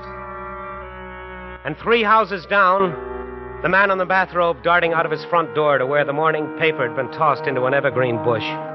Watch him stalk it, retrieve it, scurry back. Trace a design on a pane of steamed window. And it's almost the way you remembered it. Almost. Nicky, you up? Yeah, come on in. Hi. Hi. You sleep good? Yeah. I heard the kid bawling a little while ago. Woke me up. Ah, he was hungry. He's all right now. Nicky, What? got home real late last night. I waited up a long time, then I got tired and went to sleep. My brother's first night home in 3 years. You'd think you could have managed to get home early enough for us to talk. Well, what do we talk about, Jane? You? What's happened to you in 3 years? But Johnny. Dead Johnny. Murdered Johnny. Your husband, the man you had the kid with. We don't talk about that, huh, sister? Shut up. Janie. I told you, shut up! You're going to yell me into keeping quiet, Janie. I told you. I don't want my baby killed. Johnny was enough. You hate me for wanting to know why Johnny's dead? You hate me for that, Janie? My baby gets hurt. I'll hate you to your grave. You've got lots of new things in the house, Jane. You know, new furniture, new carpets.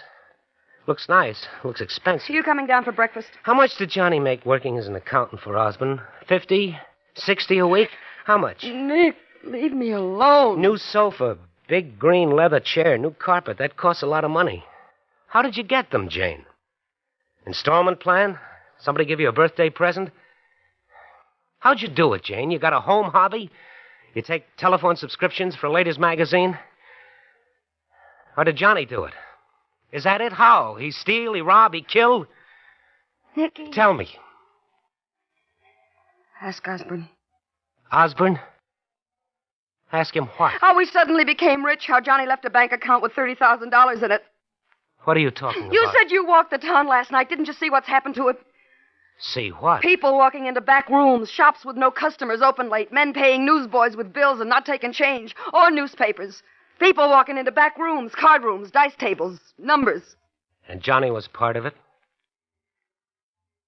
Johnny worked for Osborne. And Johnny got sick of it and was on his way to tell the cop? Oh, Nicky. Oh, Janie, what's the matter? If you tell anybody what I said, I'll swear you're lying. My baby, Nick, my son. I just died. That's what you did to me. You just died.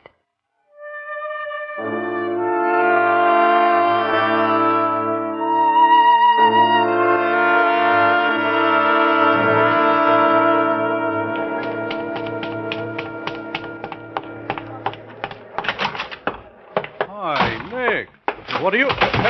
Hey, what's the big idea busting up my office? I'll tell you the idea, Osborne. I reached across that desk to grab you by the throat. And I was going to try to break you in half, but a thing stopped me. You want to know what stopped me, Osborne? What's the matter with you, Nick? I want you to look at me, and I want you to say to yourself, here's a man who's angry. And you say to yourself, here's a man who might reach across the desk and kill me. He hasn't made up his mind yet. On your feet, Osborne. On your feet. Why did you kill Johnny? You crazy? Talk to me, talk. Tell me, why did you kill Johnny? I was walking with him, son. Walking with him. How could you set him up as a pigeon? It's real simple. Walk with him, then go into a drugstore and wait until he's killed. Now you know how. Now tell me why. You talking to your sister, son? Osborne, you send your boys down to see my sister. They might live through what happened to him, but I doubt it. Tough boy. Soldier boy. Here's what's else, Osborne. This town suddenly stinks. Dice rooms, card rooms, numbers, and everything that goes with it. My brother-in-law gets a shiny garbage disposal, a new grand piano, real fine rugs, and a large bank account. On how much a week? 75 accountants make about that, don't they? We could start you at about 300. Be polite, Mr. Osborne, to a guy who's talking. 500. Polite, Mr. Osborne. That's the word for just now. I could kill you, Osborne. Think about it with me.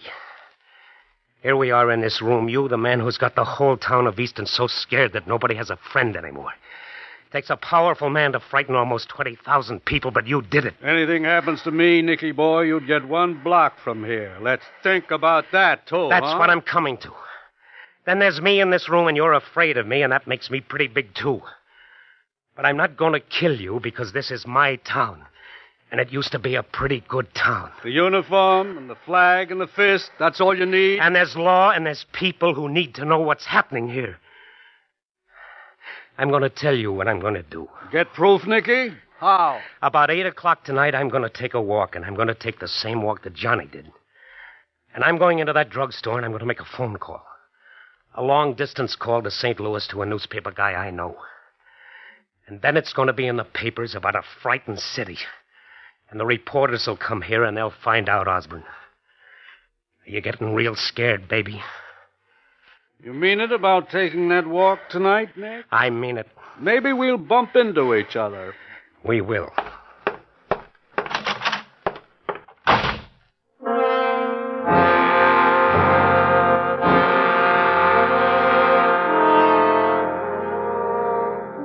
And on the way home, stop at Lane's sporting goods store. Buy a gun, buy cartridges. And Mr. Lane is all business. No good evenings. No, how have you been, Nicky? Just ring it up on the cash register and not look at you and walk quickly away from you when it was done. And the walk home. Small town held in November twilight. Inside the house, try the new piano.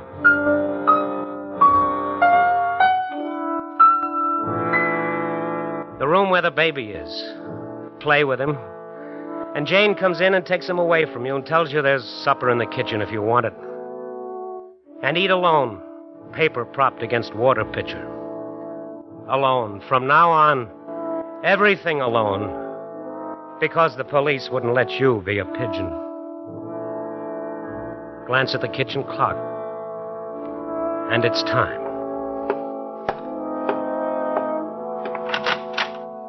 You going out, Nick? Yeah, Where? just for a walk. Will you be late? Maybe. Don't wait up for me.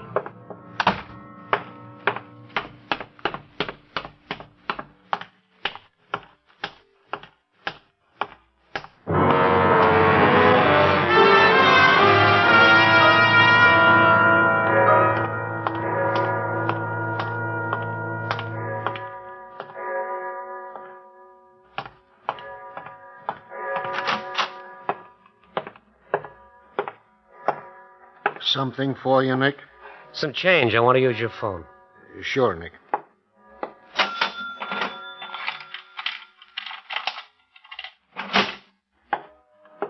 Here, Nick. Thanks.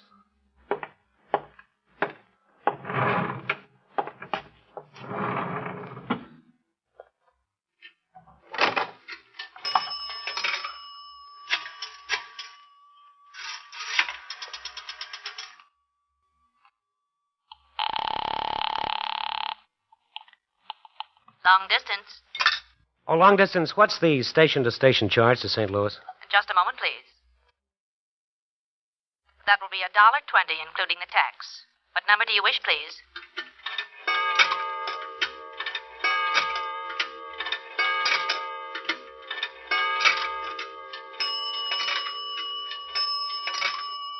What number are you calling in St. Louis, please?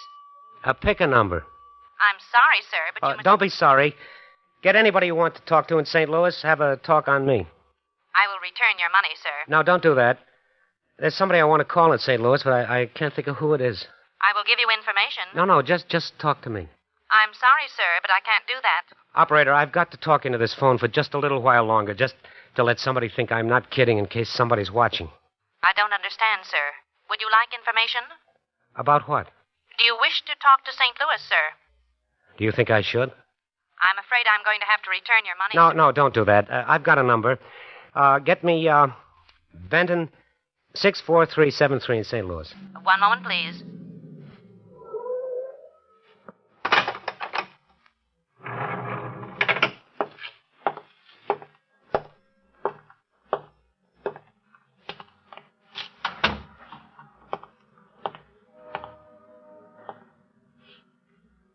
Nick!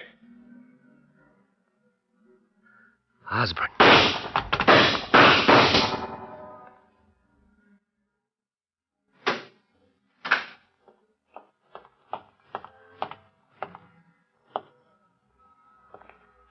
Nick. Oh, Nick. Sorry, soldier. And just think, you could have died on a battlefield, not in your hometown.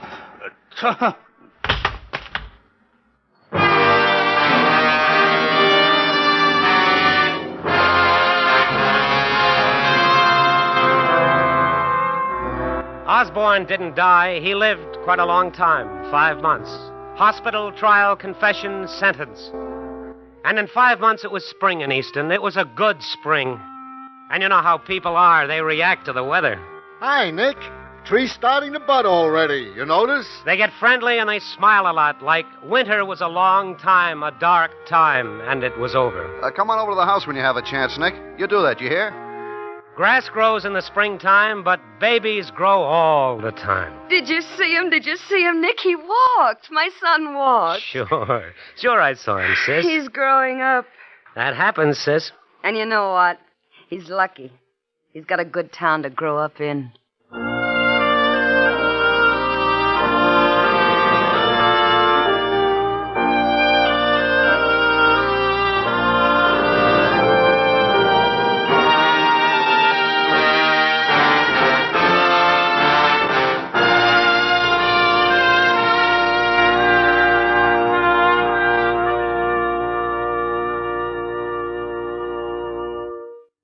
Suspense. Presented by Autolite. Tonight's star, Mr. Frank Lovejoy. This is Harlow Wilcox, and here once again is our star, Frank Lovejoy. This was your first appearance of our new season, Frank, and we want you to know we enjoyed every minute. Thank you, Harlow, and thanks to Autolite for making it possible. You've had some wonderful shows this season, and next week's promises to be one of the best. Ladies and gentlemen, if I may, I recommend that you be sure to listen to Death and Miss Turner, starring Miss Agnes Moorehead. Yes, Frank, it should be a great show, brought to you by one of the great names in American industry, Autolite, and its family of 98,000 distributors and dealers in the United States and thousands more in Canada and throughout the world.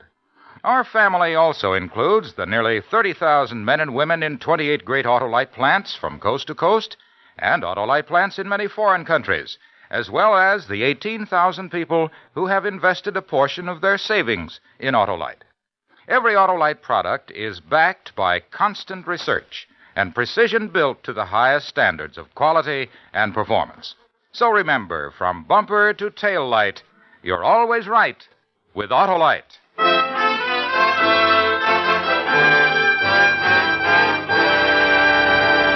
Next week, a new radio play by the originator of Suspense, Mr. William Spear. The story is called Death and Miss Turner, and it will star the First Lady of Suspense, Miss Agnes Moorehead. That's next week on Suspense. Suspense is produced and directed by Elliott Lewis, with music composed by Lucian Morowick and conducted by Lud Gluskin. The Frightened City was written for Suspense by Morton Fine and David Friedkin. Featured in tonight's cast were Joan Banks, Lou Merrill, Herb Butterfield, Paula Winslow, Hy Averback, and Charles Calvert.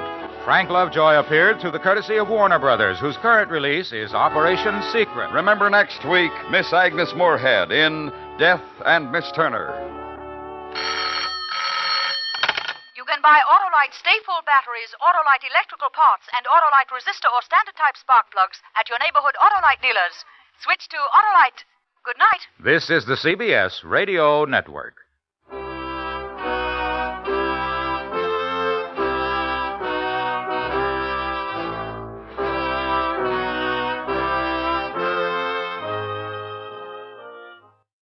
"72 years ago, Suspense." Here on Classic Radio Theater with Wyatt Cox. Coming up tomorrow, we'll have comedy with Milton Berle, also Abbott and Costello, Fred Allen, the CBS Radio Workshop report on the Weyans, and Claudia. On Tuesday, Escape, the conclusion of Earth Abides, also an episode of The Whistler, The Lineup, and yours truly, Johnny Dollar from 1961. And you will enjoy that one as well. We will also then, on Wednesday, have another episode of yours truly, Johnny Dollar, with Bob Bailey. Mandel Kramer is going to do the one on Tuesday. Wednesday, Bob Bailey is yours truly, Johnny Dollar. An episode of Suspense, The Man Who Murders People. Jeff Regan, Investigator. And Macabre, a delightful show. Well, delightful. Relative term, don't you know? And then on Thursday, Dr. Christian, starring Gene Hersholt, Gunsmoke, Dark Fantasy, and The Green Hornet. And then on Friday, a doubleheader with Jack Benny, shows from 1936 and 1953. And then we'll have an episode of My Friend Irma, a Thanksgiving show. And then Fibber McGee and Molly. That's all coming up this week here on Classic Radio Theater with Wyatt Cox. But right now, the Silver Arrow story continues with Superman.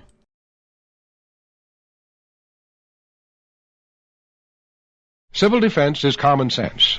This is Fred McMurray. Home shelters can be built for as little as $100.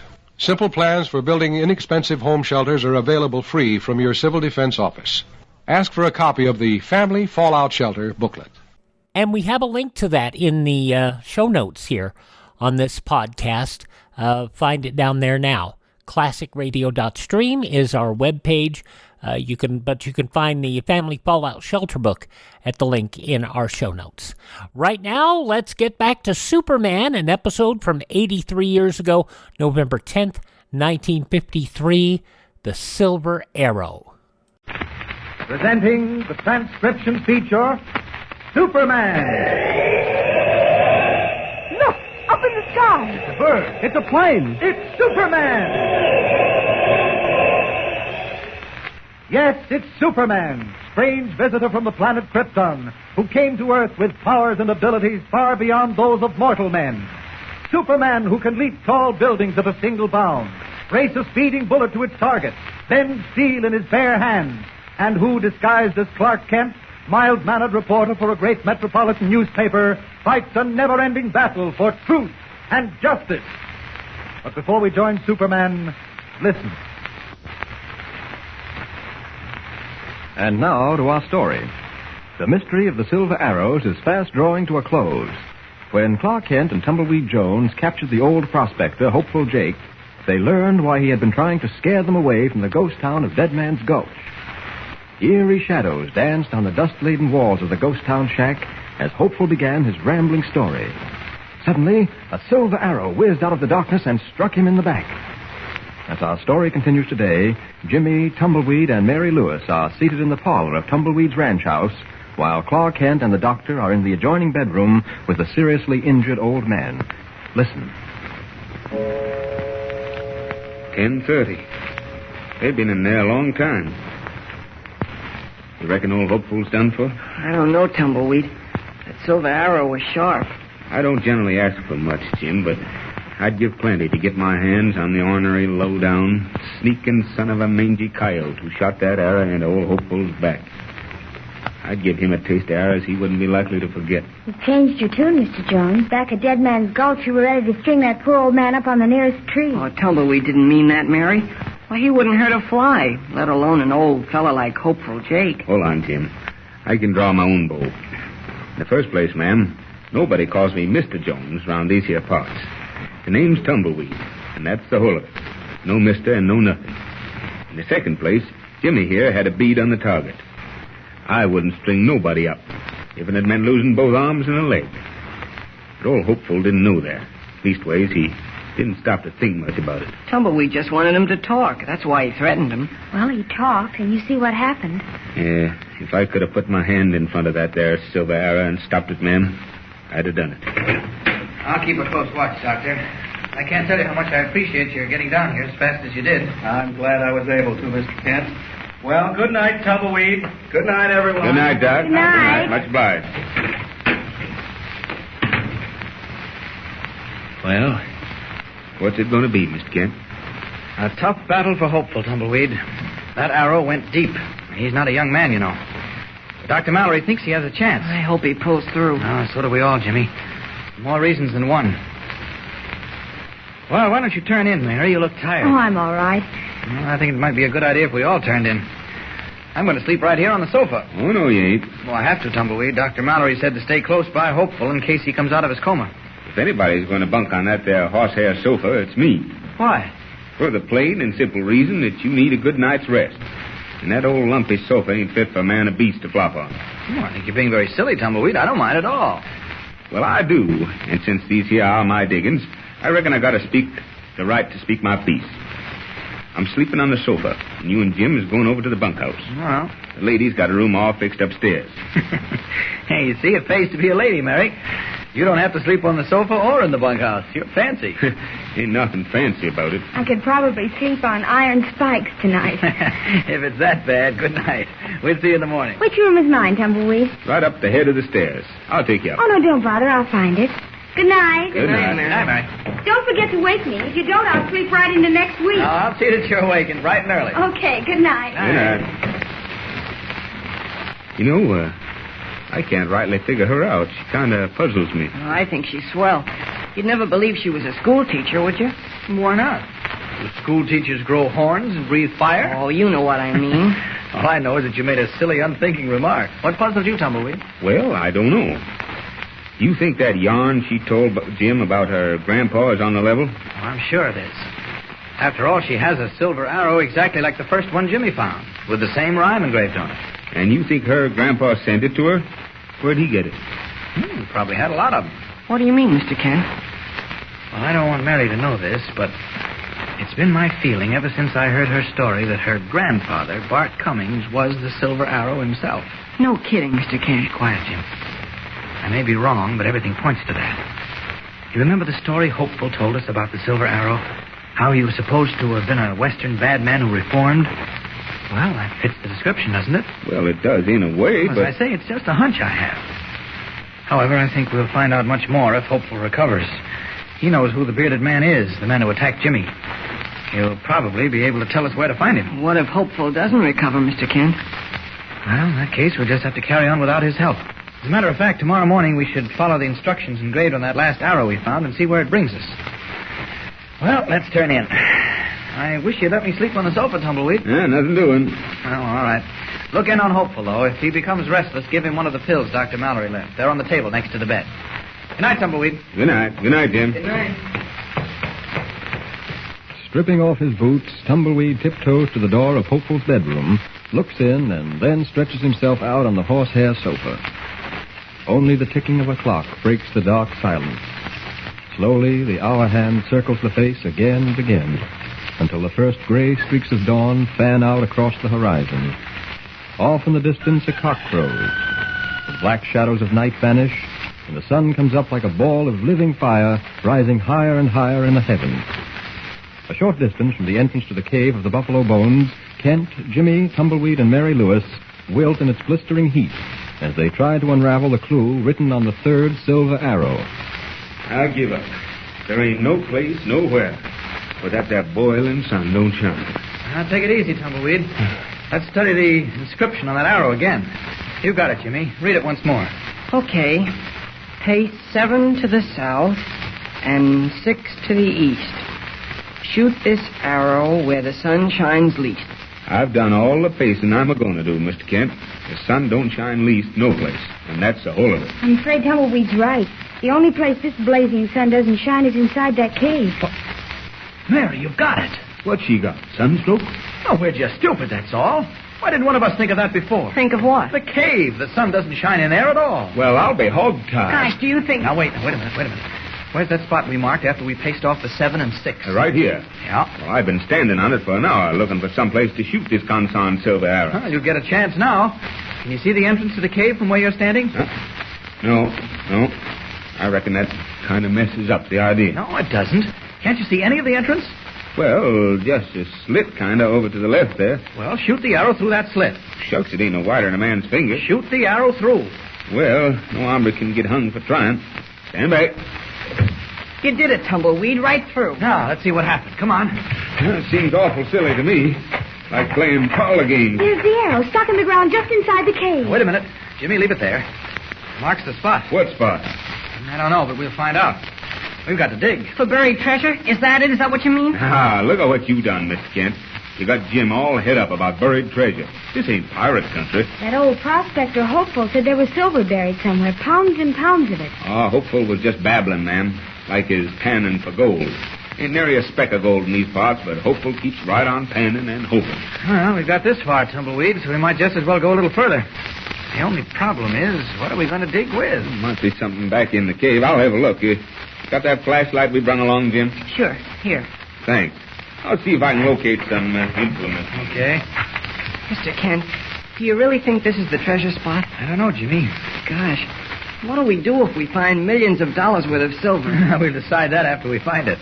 Tumbleweed! Yeah? Anything doing? No, yet. Hey! Tumbleweed, what happened? Tumbleweed! Something's wrong. You two stay here. I'll be right back. Tumbleweed!